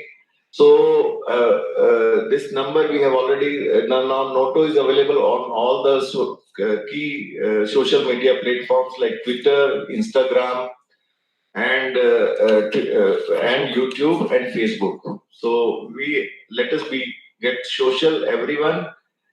So today's webinar is also for promoting basically the digital social media, which we think has a very huge reach. Even next, please. So I think it is the last slide. So thank you so much. If there are any questions, I can answer. Sir, on the behalf of the audience, I am asking some questions. I think that will help them. So first is, sir, after the death, can I choose that whom to donate my organs? As per the current system, we don't have any such option that we can choose our donor because it is a donation and the donation has to go through a system of waiting list. And as I depicted in my talk that we first have to look for the waiting list within the donor hospital, then within the state, then regional list. So, but in one or two court cases where there was an immediate family member who was in need of the organ, that has been allowed. And but till now there is no such policy. So, Sir, another related question is: can I know to whom the organs of my relative who have donated, I have consented to donate, be known to me? Yeah, such information sometimes get leaked through media, but it is not certainly advisable because there have been some certain problems reported, particularly in South. I think there was one family who came to know then this donor, this recipient went to this donor family, and the donor family wanted that this recipient should stay with them because he was having the heart of their son. He had got heart of his son, so they wanted him to stay with them and be with them, so which was not practically possible. So there are certain practical and legal issues, and in our rule also it is mentioned that we should not the data which is there in the national registry should not be in public domain. Yeah. Sir, what is the position of a legally adopted child with a near relative? Well, a legally adopted child is considered as a son, and definitely adopted child is a son. And if it was legally adopted, so he has all the rights of a son. So it will be considered as a near relative. Yes. Sir, what are you telling about the organ donation? It can be done only in the bigger cities having highly advanced centers. Is there any possibility of donation in case if that happens at home or in any small clinic? Actually, if the organs cannot be donated in the death at home, but certainly tissues like cornea and skin, they can be donated within 6 hours if the information. So as I told you about our call center 24/7, and Dr. Adhika Tandon would also be talking about the cornea donation in a next talk. And organs, definitely it is not possible to donate. Sir, one last question. Once a patient is declared brain dead, or as per the new act, that futility of treatment is already declared by the 2 committees which are appointed, can a doctor stop the treatment based on that? Basically, because this Supreme Court guidelines, they talk about 2 boards. One is a primary medical board, and which has the experts from the hospital, and a secondary medical board. So, with the consent of the family, if the treating doctor sends the information that this is a futility of the treatment case, then with the consent of the family, they go for examination by these boards, first by the primary, then by the secondary. So there is a detailed procedure laid down in the Supreme Court guidelines. So that will require a full lecture. So that is the procedure is there here. Thank you very much, sir. Thank you. There are, I think, some chat questions which we can take. One is how you motivate the relatives. Actually, as I said, that in our country, 80 lakh people, they voluntarily donate blood every year. So people are motivated in a way. Like if they can donate blood, they can very well donate something after death. So we have to just give the information in a correct way, and so that people can come forward. And similarly, cornea donation number is also very high as compared to the organ donation. So why we are just not even reaching 1,000 donors in a year, organ donors. So that is, we have to give correct information to the society. So we hope that today's webinar will go a long way. Maximum age for donor, another question. So how you motivate the relatives? So we have these transplant coordinators which are qualified, and they are trained to motivate and encourage. And we also conduct awareness programs through national, regional, and state levels. The maximum age for donor? No, there is no maximum age. Anyone can donate if his organs are functional. Because the doctor who is coordinating this donation, they will examine the donor that whether his organs are functional and can be of use. So there is no maximum age for donation. If recipient is psychiatric patient and donor are good mental health, in this case transplant will happen. Yes, it can happen. Only if the donor is mentally challenged, that is whether mentally retarded or is having a mental illness, mental retarded or mental illness, then his organs cannot be removed because he is not in a position to give consent. We are publishing a book on organ donation on 6th August 2023 in Kalyan, Maharashtra, awaiting blessing messages. Okay. Maximum age to consider for brain dead persons to donate organs. Again, I told you that there is no maximum age. Drowning, I think it is not. Drowning cases, which organ donated?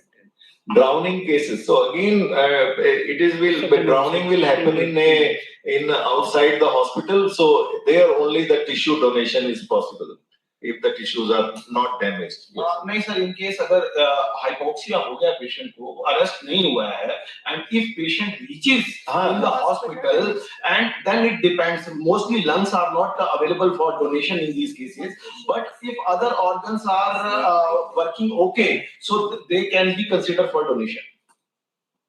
So basically, the whole crux is that once the patient reaches the hospital in the ICU, and he's or at that time he is alive, or he's showing he's not dead that time, and he can be maintained in the ICU setting, then his organ donation is definitely possible.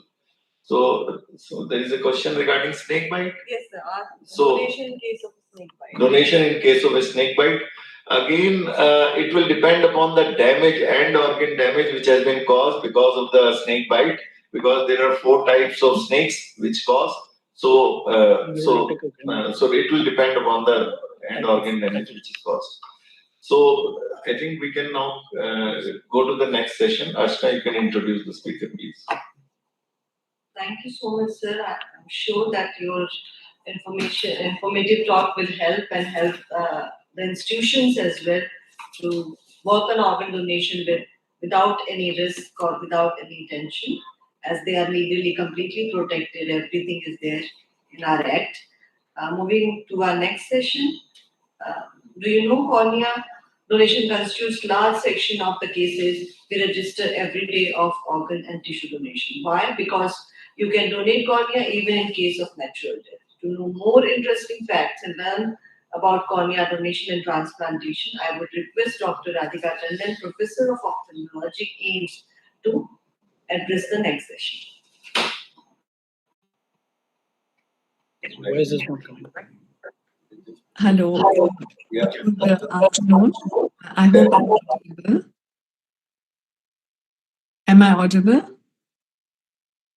Well, loud and clear. And is my screen visible? Yes, yes.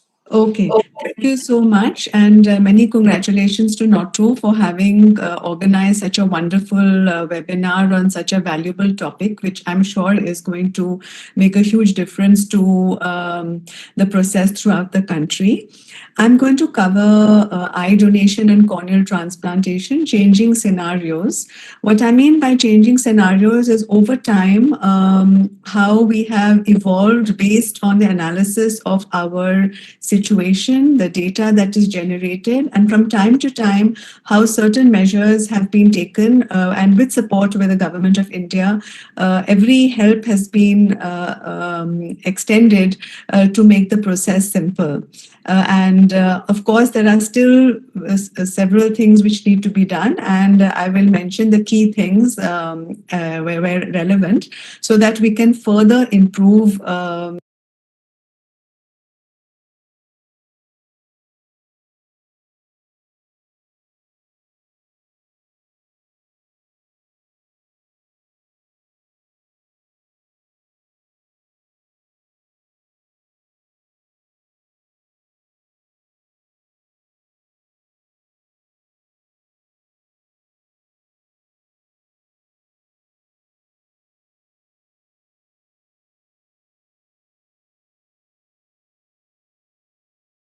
the first successful penetrating keratoplasty was done in Europe.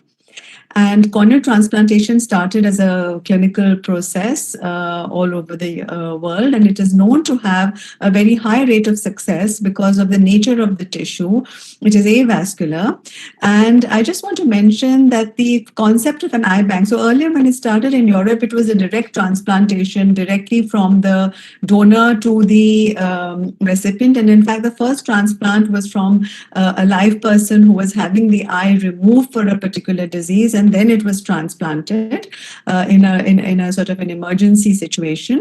Then, of course, they processed to the procedure of taking it from a diseased person and directly transplanting, until eventually, as late as 1944, the concept of an eye bank was developed. Your slide is not moving. I think it's on the first slide only. Okay, I'll just see why. 1 second. Yeah. Is it moving now? No, ma'am. Ma'am, if you are facing the problem, then we can share from our side. It is better, please.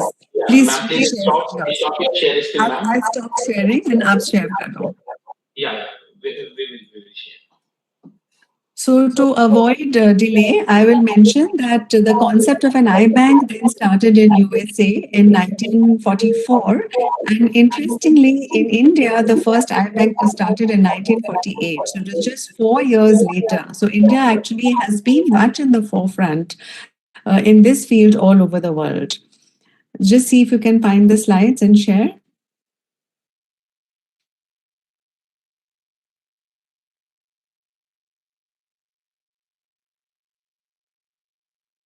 Yes, go to the next, please. Yes, so as I said, the first eye bank in 1944 in USA, and then in Chennai, RIO Chennai, which is now RIO. That time it was not an RIO. It was started in 1948. So definitely there is a demand for corneal transplantation which exceeds the available supply. And through my lecture, I will try to show you some examples of key steps that have been taken. Please, next slide. Next, please. So certain legal barriers have been overcome in India, which Dr. Anil very nicely showed. Now, coming a little background, there is a difference between India and other countries in the pattern of corneal disease. Corneal scarring and adherent leukoma, active infectious keratitis, and corneal perforation following trauma. So as a lecture on hepatitis B nicely showed that how you can limit the unhealthy demand for liver transplantation by controlling diseases.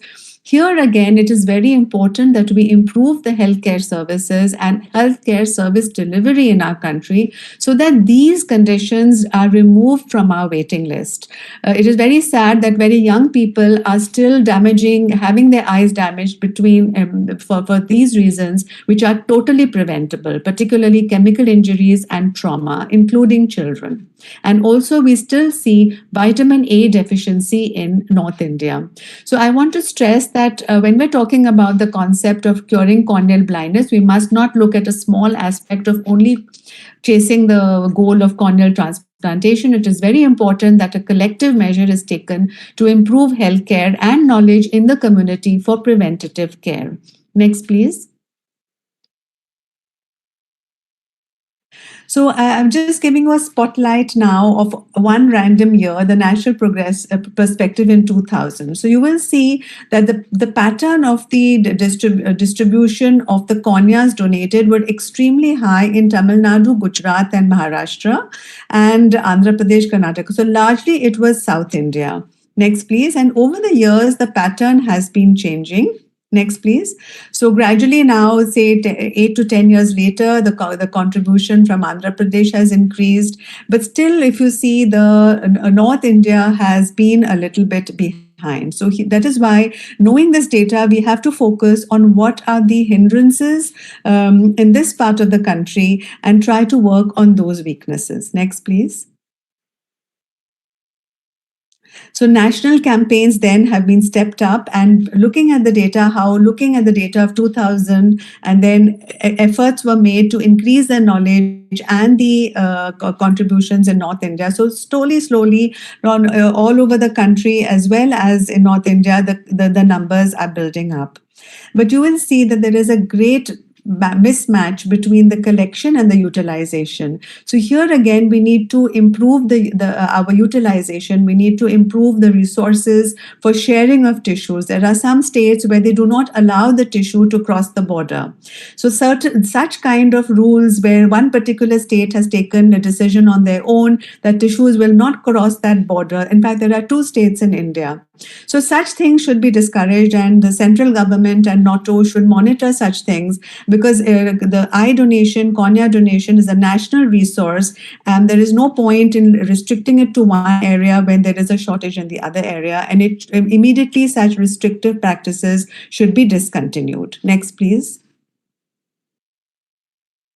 So looking at a comparative chart again, 2000 and 2008, you can see that generally there has been an improvement all over the country. And when we look at the data, as Dr. Anil had also seen, the data is what helps you to focus. And the health secretaries and the healthcare resource development programs in the countries, in the states which are lagging behind, they need to be encouraged that you need to monitor and you need to look into the matter and identify the weaknesses and ensure that the gap is shortened or stopped. It is also possible that they have worse eye care delivery. It's possible that the demand is also high, but certainly the supply, there is no reason why the eye donation should not be less, why it should be less than other places. Next, please.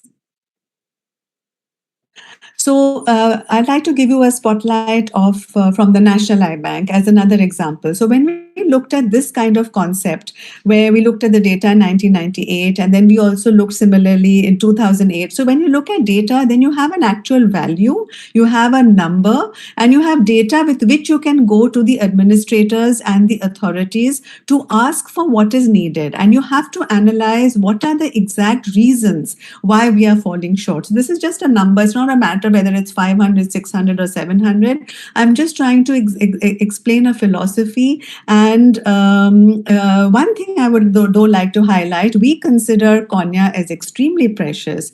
And you can see that we do not keep any gap between the collection and utilization. So this is something that all eye banks should be asked, that, you must be very careful, and it is equally your responsibility to make sure that the tissue collected is properly utilized. If you don't have anybody locally, then you must share it with other places where there is a shortage and where they require the tissue. And here I will show you how we had 735 and the extra eyes were used because we actually had to split. We split the cornea, and by new therapeutic practices, we were able to use one cornea for more than one recipient. Next, please. And here we're talking about utilizable corneas. We're not talking about tissues which are serology positive or the corneas are not suitable for transplantation. Now, here again, I'll explain how there are various ways that the cornea can be utilized. So if, for example, at a particular point, the tissue is not suitable for immediate transplantation for optical purpose, the cornea can be saved in glycerine. And in glycerine, it can be preserved for up to a year or 2 years. And this glycerine preserved tissue can be used in emergency situations and can also be used by glaucoma surgeons if they are requiring a tube transplant. And this will be an example how during COVID pandemic, when the corneal transplantation and when the corneal eye banking activity was completely suspended for 8 to 9 months in the beginning of the pandemic, it was the glycerine preserved corneas which came in handy for therapeutic keratoplasties. There were many children who came with ulcers where they required the transplantation for globe salvage procedures, and it was the glycerine preserved corneas which were used. Now, Dr. Anil did say that legally we are permitted to take the tissues only for therapeutic purpose, and the intention to take the tissue is for therapeutic purpose. However, it is a deceased donor, and often after the cornea comes to the eye bank, the tissue itself may not be suitable for immediate transplantation for a recipient. So then those tissues are used for medical education and training, and that is permitted by the law. That cornea can be used if not medically suitable for transplantation. It can be used for medical education and training, and research comes in that purview. And I'll explain later on how such work has also helped to improve limbal stem cell transplantation and also endothelial keratoplasty by culture work. So this is one thing. When the rules are next revised, there should be an understanding that it is good to include the possibility of research as under medical education and training. Next, please. There is no harm in including that as a utilization.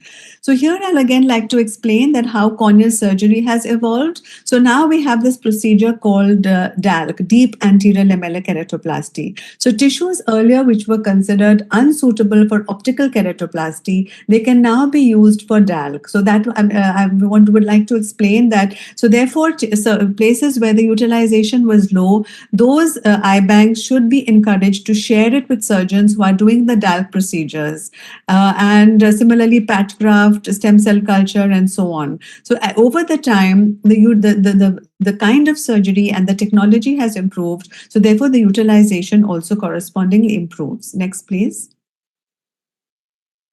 So another example I like to give about how data has improved. So here again, I'm giving you example of how in 1998, at that particular time, emergency was our categorization of children less than 6 years of age who required keratoplasty, and they had to wait about 6 months.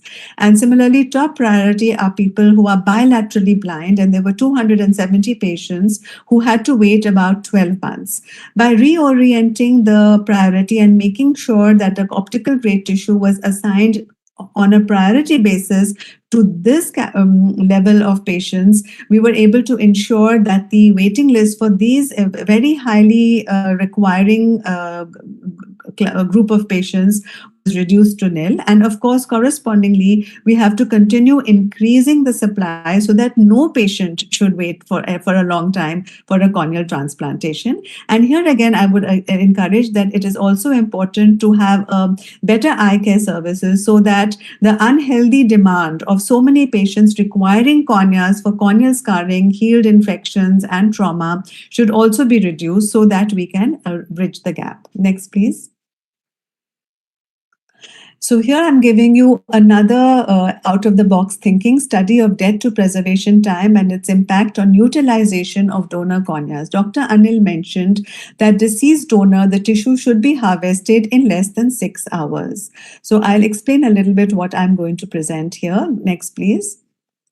So the idea being that 6 hours, now if it is 6 hours, 15 minutes, if it's 6 hours, half an hour, does it mean that the cornea cannot be taken? And sometimes the family is very keen to donate and the cornea actually can remain healthy for even longer, particularly if it is refrigerated and if the ambient temperature is cold, as happens in North India.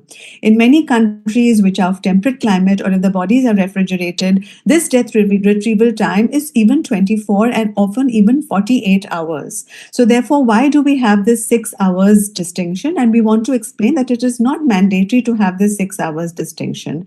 And we have proven it scientifically, looking at the donor age, the cause of death, looking at the time between death to preservation. By preservation, we mean the time that the cornea has been put into the corneal storage medium, and looked at the duration of preservation on the morphological quality of corneas. Next, please. So therefore, we scientifically, using the standard method, evaluated the corneas. What is the quality of the cornea? By quality, I mean each layer of the cornea, how healthy it is for transplantation, and then suitably use the cornea for the appropriate need. As you can see in this picture here, the cornea can be split into layers. If a patient's only posterior layer is damaged, then we put that in one patient, and if the anterior layer is damaged in another patient, then anterior lamellar keratoplasty can be done for another recipient. Or if you have a donor where the donor is aged, the endothelium is not functioning well, but the anterior cornea is clear, then that cornea can even be given to a younger recipient who has a corresponding disease in the cornea. Next, please. So we looked at the primary outcome, the grading of the donor corneas, endothelial cell density, and then looked at the secondary outcome measures after the transplantation. What was whether there was any primary graft failure, whether the graft which transplanted were never cleared or was not good right from the beginning. And the other concern, if we prolong the death recovery time, is of course the risk of graft infection, which is why refrigeration is important. Next, please. So if the donor is refrigerated, such as in a post-mortem case, it is kept in the mortuary under a refrigeration. And if the mortuary has good conditions with a proper generator backup for the refrigerator and it's maintaining the temperature properly from 2 to 6 degrees centigrade, then those donors, we can extend the death recovery time. And as we saw, we had looked at 575 donors during this period. Some had medical contraindications, such as they happened to have disseminated malignancy, which was detected, or if they had serology positive. And out of this, about 22 were graded as not suitable for surgery. And then we looked at the 431 actual transplants. Next, please. And overall, we were able to show that donor refrigeration had a definite beneficial effect, maintaining the grading, provided that it was within 6 hours of the death preservation time. And as a corollary, we also extend the recovery time in our practical applications in North India during the extreme winter where the ambient temperature is very low. Prolonged death preservation time does has a significant effect on donor culture, and prolonged death preservation time is not related to primary graft failure. But the second point is important. So what happens is if we have a death preservation time which is more than 12 hours in winter time or more than 6 hours in summertime, we are retrieving the corneas, but then sending the the specimen for microbiology. And when we get a negative culture report, then we are releasing it for transplantation. And prolonged death utilization time is not related to primary graft failure. Death utilization time, fortunately, we have been able to extend in cornea, in the cornea practice, because we have corneal preservation medium, which keeps it healthy for 4 days, which is the MK medium. And now we have a chondroitin sulfate-based medium called RPC Sol, prepared from RP Center, and from Arvind Madurai, it is called Cornisol from Oro Labs, and which maintains the cornea healthy for 2 weeks.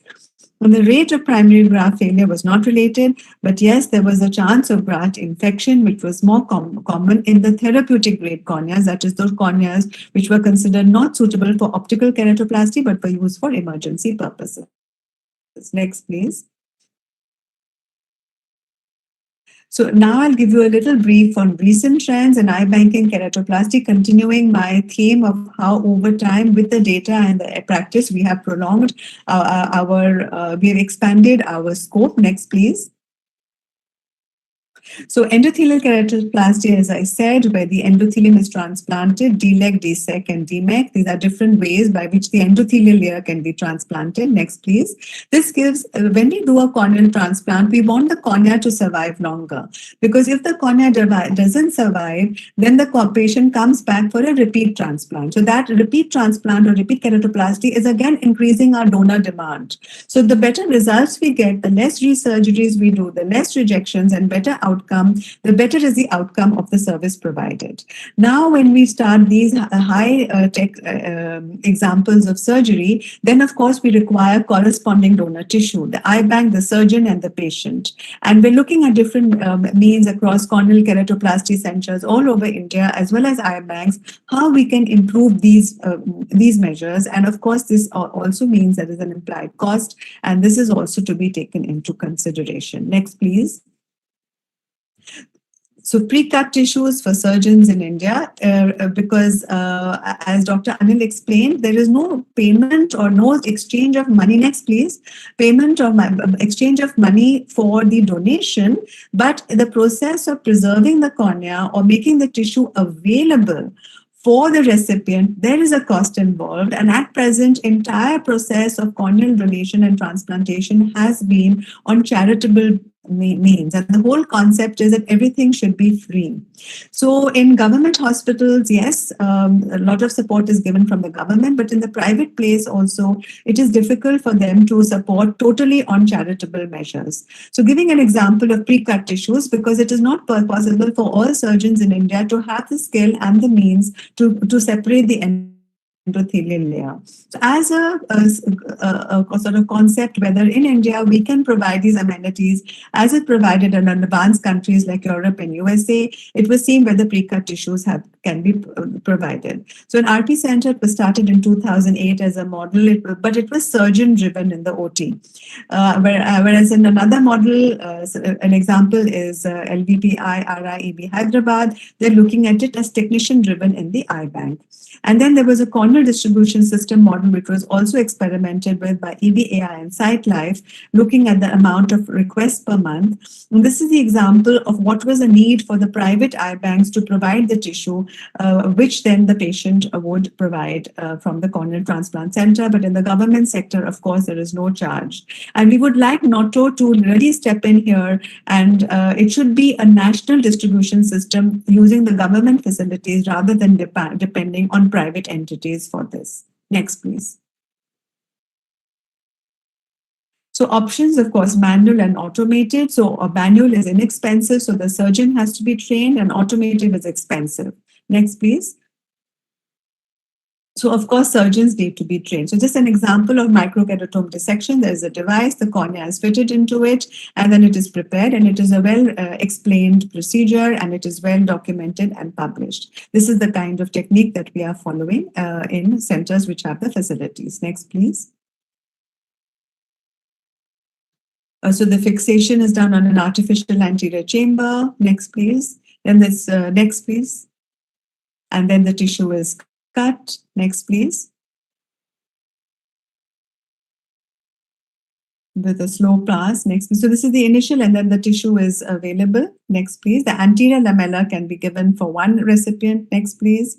and then the posterior lamella can be given for the other. Next, please. This is a sample of a publication from Midwest Eye Banks, and I wanted to explain that this is a model that we took, that if America can do it, why can India not? And we should not be far behind. And I'm happy to share, next please, that with several corneal transplant surgeons and eye banks coming to the fore, we are able to provide this service in India. And now coming to the more higher technology, that is DMEC, which is only the Descemet's layer is separated. So here you can see how only the Descemet's layer is separated, and you can understand that how much technical skill is involved. And again, we need to have a cadre of trained technologists, and there has to be a provision in the government to create this cadre and provide their salary. Otherwise, it is only going to be taken over in the private sector, and the government sector is going to be left behind. Next, please. So this is how preparing of donor tissue for DMEC is done in our center. I had a video, but in lack of time, I will not show. This is being done at RP Center. As I showed that the tissue is put, and I like to show how it was nicely seen, how only the cornea and the rim is removed instead of removing the whole eyeball. And then a plastic cap is put to restore the eyeball in the donor. And there is absolutely no disfigurement of the face. Next, please. And then pre-cut tissues, and the tissue then goes to the surgeon. The surgeon takes it out of the vial, puts it on the Teflon block, and then just has to punch it and transplant it. This is a more efficient use of OT time, OT table, and resources. Next, please. And this is the example of the surgery. You can see how it is a hazy cornea. Then you just have to open up the anterior chamber and insert the tissue and put it in place. So there are no sutures. The rehabilitation is much faster. There is less graft rejection, and there are less suture-related complications such as suture-related infections and rejections. Next, please.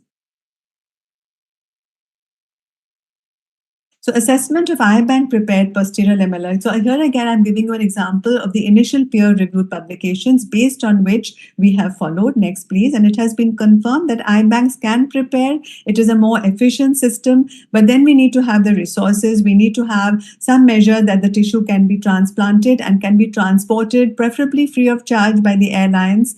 But otherwise, of course, there should be a nominal fee. And it has adequate viability for up to 48 hours, eye bank prepared tissue. Next, please. Reproducibility of graft preparations. Next, please. Again, that's reproducible, it is reliable, and time-tested method with proper technique as high as 98%. Next, please. You can keep doing next faster because there is animation. Yeah, so pre-cut donor tissue, we have again looked at the various. So here I'm encouraging people to look at their data, provide the data and analyze it, because scientific publications can be shared with other places and they can also follow the models. Next, please. So following a very scientific method, we have adapted and used these technologies in our country. Looking at the surgeons, they were also satisfied. There were no increased risk of complications. Next, please. Next, please. Banking of tissues, again, pre-cut tissue in organ culture medium. Now, organ culture medium is followed in Europe and Australia. Cold storage is USA and India. Next, please. But whatever it is, there's no significant loss of endothelial cells. You can keep doing next because the animation will come faster. So pre-cut tissue has similar improvements in vision and no significant loss. And it can be used again 2 days if it is in the cold storage, otherwise up to 2 weeks if it is in organ culture medium. Next, please.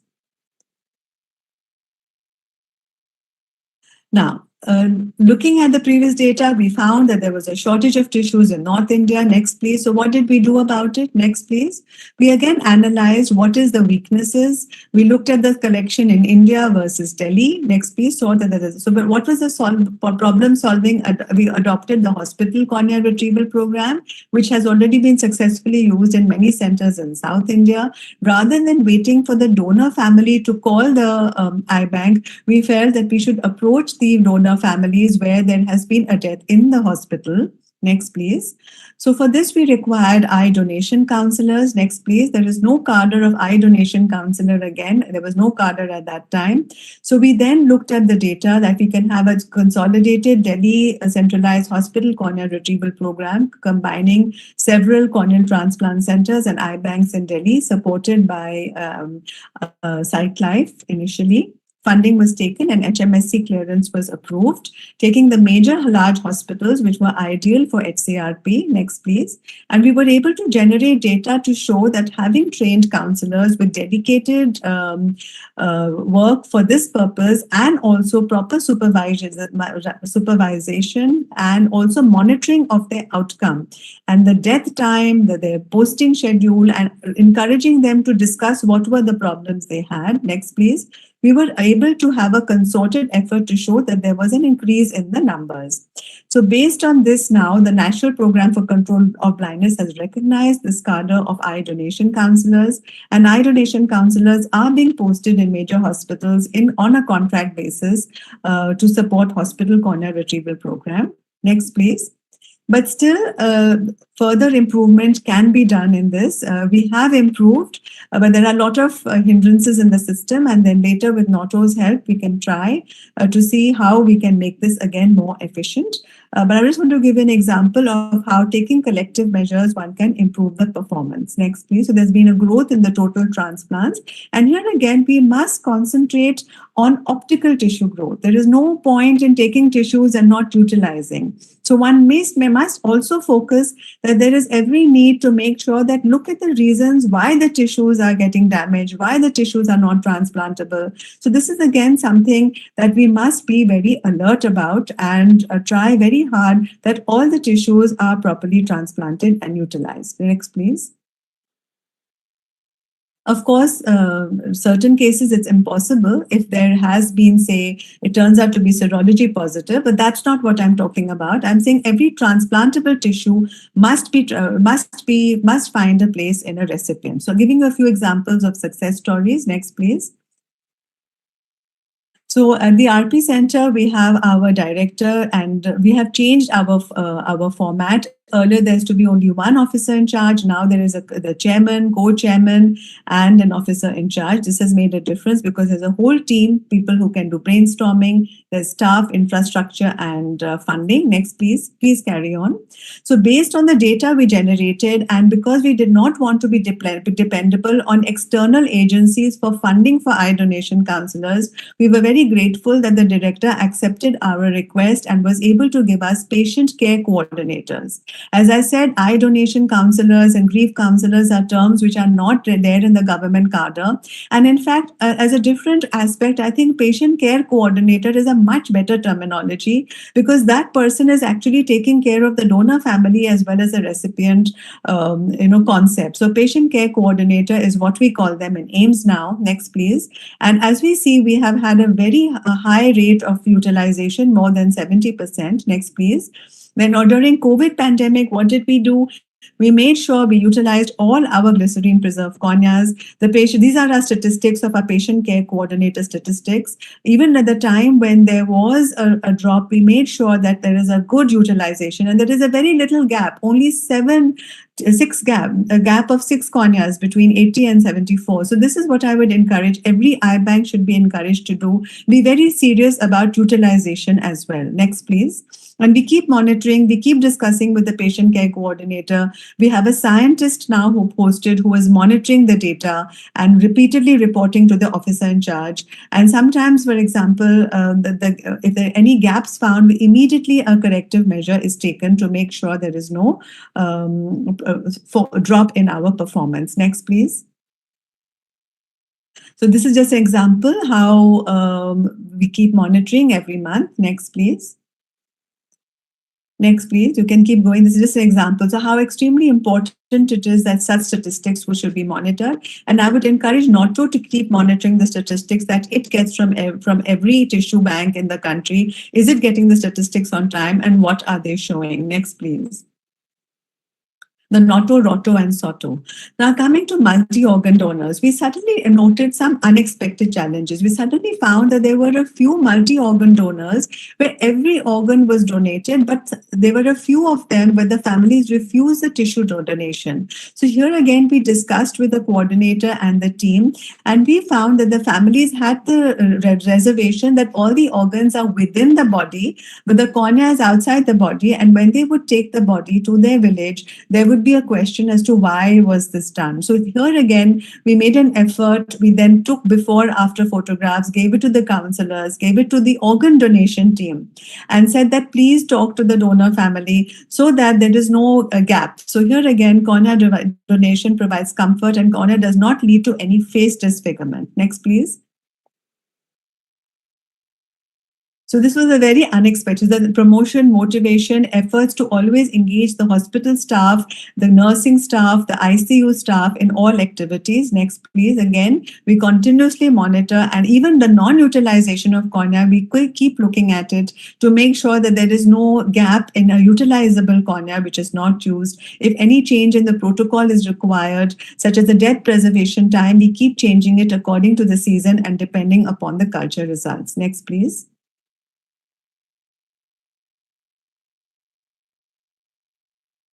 So eye donation promotion activities go on throughout the year, and then we have the transplant coordinators, for which we have a nursing officer and a scientist. You can see them in the picture there. We have technologists, and we have the patient care coordinators, and of course there's the entire RPC and AIMS family and the iBank staff. Next, please.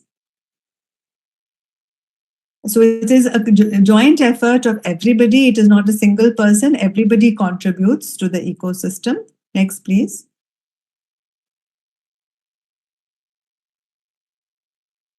And another thing, I would just share a little bit about pediatric donors. So Dr. Anil did mention that there is no restriction to age. However, many eye banks are not taking tissues from donors less than 3 years because the cornea is more difficult to handle and it is of a smaller diameter. You keep going next now because the slides will go faster. So here I will say that it's very important for eye banks to monitor and be in close contact with the transplant surgeons. We have many children who are waiting who are less than 3 years of age. So the donor of less than 3 years of age, it can be transplanted to a recipient who is less than 3 years of age. And next, please, keep going ahead. So here again, if supposing there is some eye bank where they encounter a donor less than 3 years and they're refusing the donation, that doesn't make sense at all. It is very important that there should be a common waiting list, a common registry, so that the corneas are properly transplanted. Very important to educate those eye banks and those centers that there are other surgeons in the rest of the country who will be able to use a cornea from a young child. So this is what we have, an example of a small child who's now had both eyes transplanted. She has good vision in both eyes, has started going to school. There are 330 children waiting for corneal tissue in the waiting list with us. Next, please, being a tertiary care referral hospital with extremely trained, high quality corneal surgeons, it is but natural that patients will flock to AIMS for keratoplasty. So I would encourage everybody to make sure that this activity continues. Here's one example of a young donor who was a multi-organ donor. And on the right is an example of another patient, a child who has received a corneal transplant and can now see with both the eyes. Next, please. So with that, I'll stop here. Research continues. Translation medicine, I would explain that research, I want to explain that the corneas which cannot be transplanted and are not possible for actual therapeutic use and are not medically suitable, they can be used for corneal replacement from the lab for future by regenerative medicine. So again, I would encourage that when the rules are modified, corneal donation can have a separate chapter, because there are certain gaps which are happening because it is linked with other tissues, and these can be taken care of by including it in a separate chapter so that these few points can be taken care of there.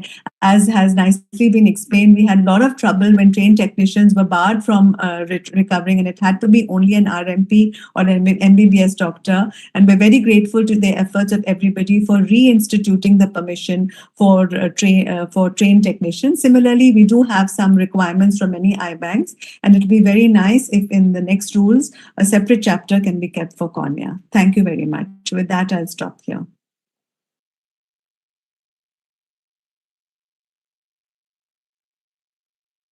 Presentation on the cornea on the eye donation and cornea transplantation.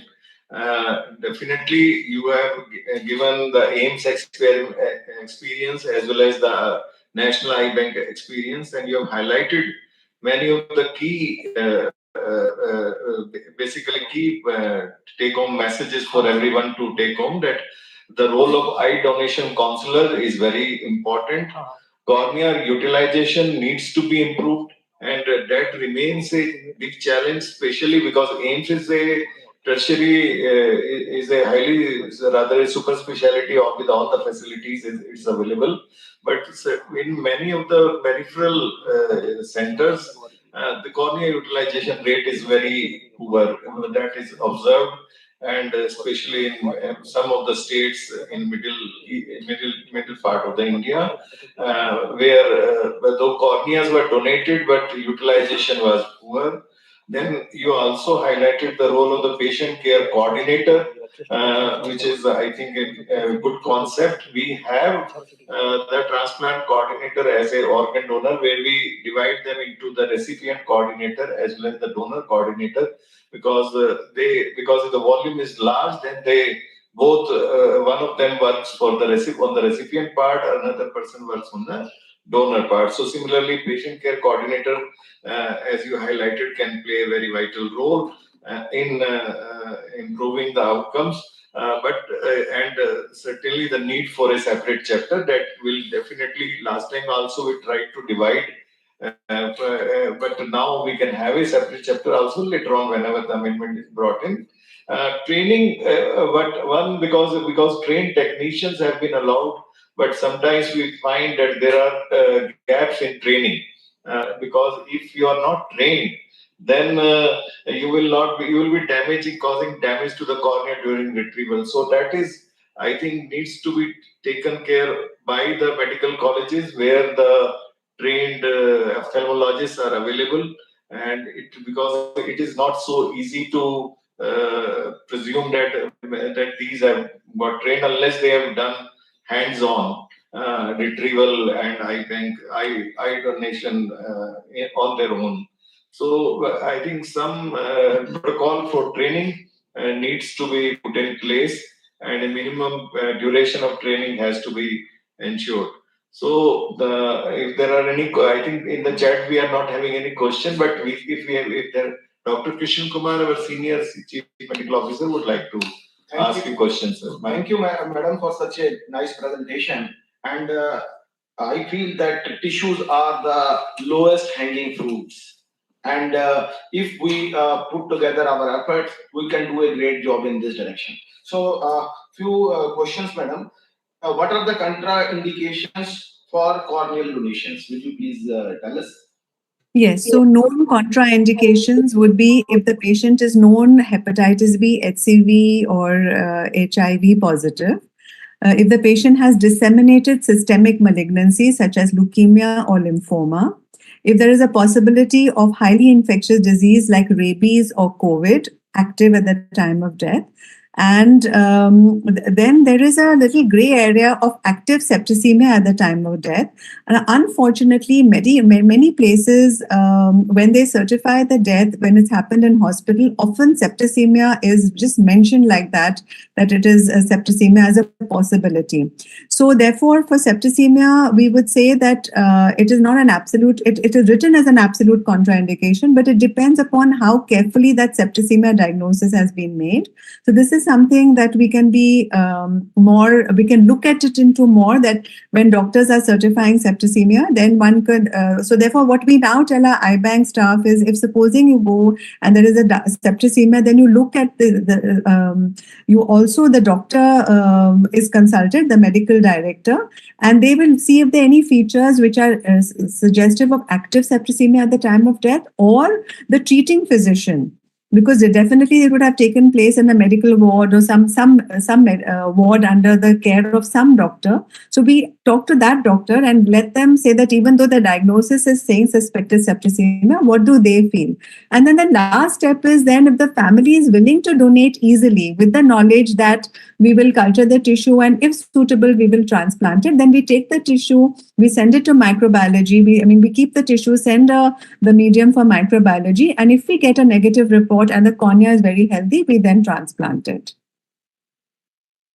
And sorry, there's one more possibility of disseminated neurological disease like Creutzfeldt-Jakob disease, CJD. So in that comes the category of Parkinson's or dementia.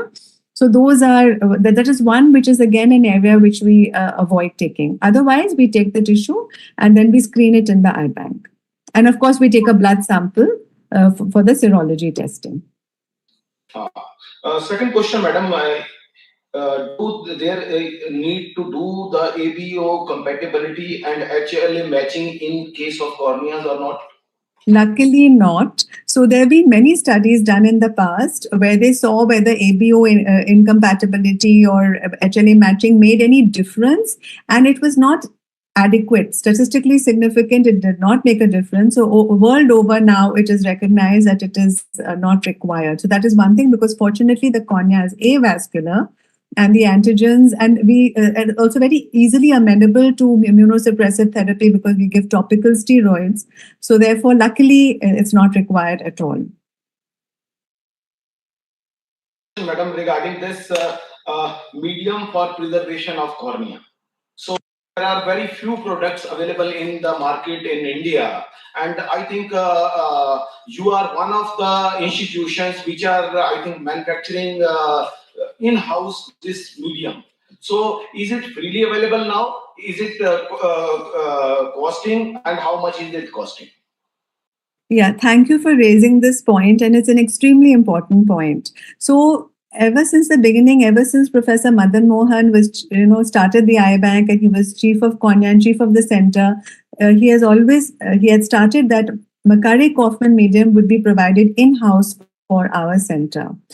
However, we found that there were many government colleges and government eye banks which were requiring. So almost since 2008, I won't remember the exact year, definitely since 2010, then we approached the Ministry of Health and we said that we are capable of providing this medium. So there is a grant from National Program for Control of Blindness to RP Center AIIMS, by which the medium is provided and is free of cost to all the government eye banks. And then with the corneal preservation medium, which is based on chondroitin sulfate, that the cornea can remain healthy for up to 2 weeks. Usually we don't need to wait 2 weeks, but definitely if we can extend to 4 to 7 days, it is helpful. Because if you have to transport the cornea from one place to the other, or supposing there is a very small child with, say, heart disease and kidney disease who has to undergo the transplant, then that can only be done when the health of the child is optimized. So then, if the cornea has come on a Saturday evening and the OT day is on a Monday, that such a high-risk child cannot be operated over in a non-working hours. You require a whole team, you require ICU backup. So this other medium, which is the Cornisol or RPC sol, it gives you those extra few days. Similarly, if it is a non-optical grade cornea, then if you have to transport it from, say, one state to another, there again it gives you the extra time. So then we are now providing even this medium free of cost to the government eye banks. Fortunately, Oro Labs is also providing this service on a payable basis. If I'm not mistaken, the price of one vial is about 1,000 rupees, which is reasonable. But the problem comes in two ways. What happened is that since it's a government grant, in the middle there was some gap in the release of the next, fund. So here there should be a sort of a strict order that even if the facilities are not there, there should be some interim. There should be no gap. The fund doesn't come, it's not approved. It should be understood that it has to be approved. What is there to approve in this? So therefore, this should be such project should have a no gap policy. Secondly, there was also some time when the raw materials were not available. This was also a challenge during the COVID pandemic. For example, the tissue culture medium requires TC-199. Then there is also chondroitin sulfate. So here again, Indian pharmaceutical industry should also be bringing the product in India, because we are depending on outside sources for some of these raw materials. So somebody has to sit and talk about it, because we cannot have this situation that 2 to 3 months the eye banks are desperate that where is the medium, etc. Of course, in such cases, we can directly transplant. We can go back to the old-fashioned method of moist chamber, where we can transplant within 24 to 48 hours. But it's not looking good, like such a big country full of resources, and we are having to have these gaps in between. Sometimes there are maybe some administrative issues or something. And but definitely those issues can be taken care of. And a very eloquent talk by you, and you have been a regular. We have been going on regular inspections for our new eye banks as well as cornea transplantation center. And whenever like you are going as an expert, so there is always a demand that they want to have a glass from you during the inspection. So this kind of a demand usually, because you carry such a experience with you, and definitely all the all the people who have attended this webinar and listened to your lecture, they would have been benefited regarding all the information that you have given. So thank you so much, ma'am, and for taking out time and giving this very informative and eloquent talk to all our audience. And basically, it was I think a good CME for all the medical professionals who have attended this national webinar. So now I would request my colleague in Noto, senior CMO, Dr. Kishan Kumar sir, to give a formal vote of thanks to all those who have attended the webinar and the experts. Thank you. So I have been given the duty to thank you all, and it's my privilege to thank you all. I start from all of you participants who has taken time on this Saturday, and you are attending this, and I hope that you all and we all together will make this program of ours a great success, because it is need of the hour. And being the most populated country in the world, we have the greatest potential with us. So I start with my speakers. I thank you, Dr. Sanjay Agarwal and Dr. Akash Shukla, who has come up with the topics for prevention aspect of liver and kidneys. So message was very clear that we should be living a healthy lifestyle. With it, we should be getting the regular screening done, because early detection is the most important thing. So these are the issues. Then Dr. Sandeep come up with the brainstem death declaration, nicely elaborated, and I hope that all the hospitals and all the institutions which has the capability will start doing at least declaring the brain death declaration in their respective hospitals. Then Rahul Pandit put the light on the maintenance of brainstem death patient who can be kept for organ donation. So all my intensivist friends who are listening to this webinar must go enriched by this, and they will be now coming forward to declare brainstem death in their ICUs, and then maintaining the brainstem death people, so that even if we are losing a patient in ICU, we are able to save 7 or 8 more people's life.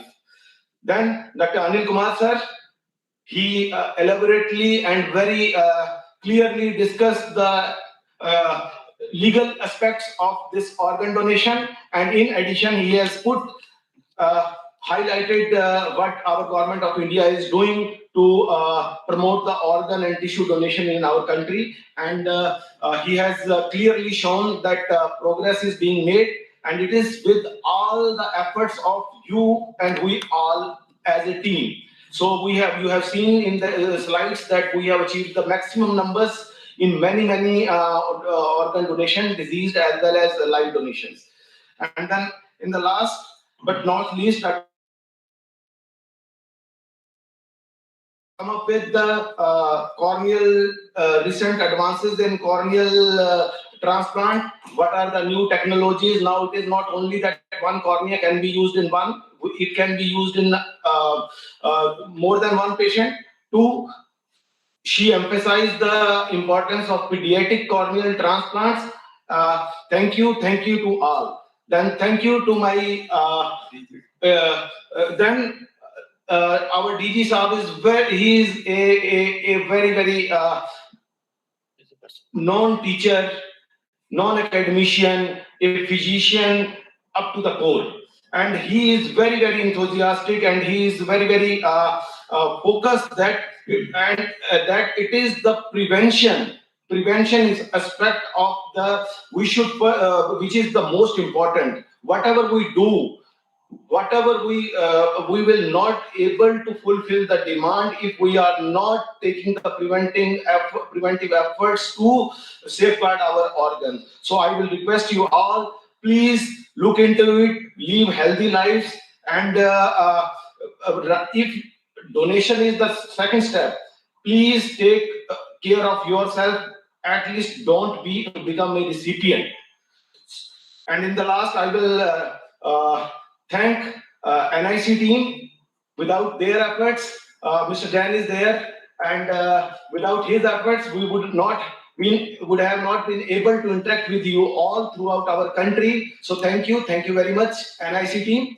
Then thank you to DGHS team also, directorate team also, in this holiday day. They have come here and did all the arrangements which are required to interact with you all. Then in the last, my Noto team, I am highly thankful to you. Without your efforts, and it is under the leadership of our director, Dr. Anil, and it was basically idea of Dr. Anil that we should first, we were planning to celebrate 3rd of August as Organ Donation Day. It's done every year, but he come up with this idea of webinar. So thank you, sir.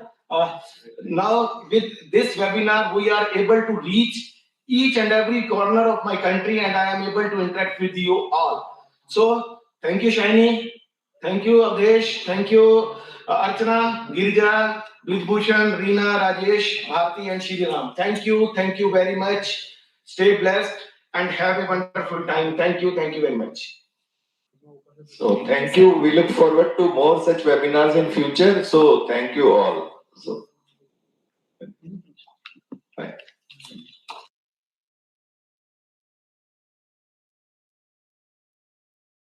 For everyone. So thank you.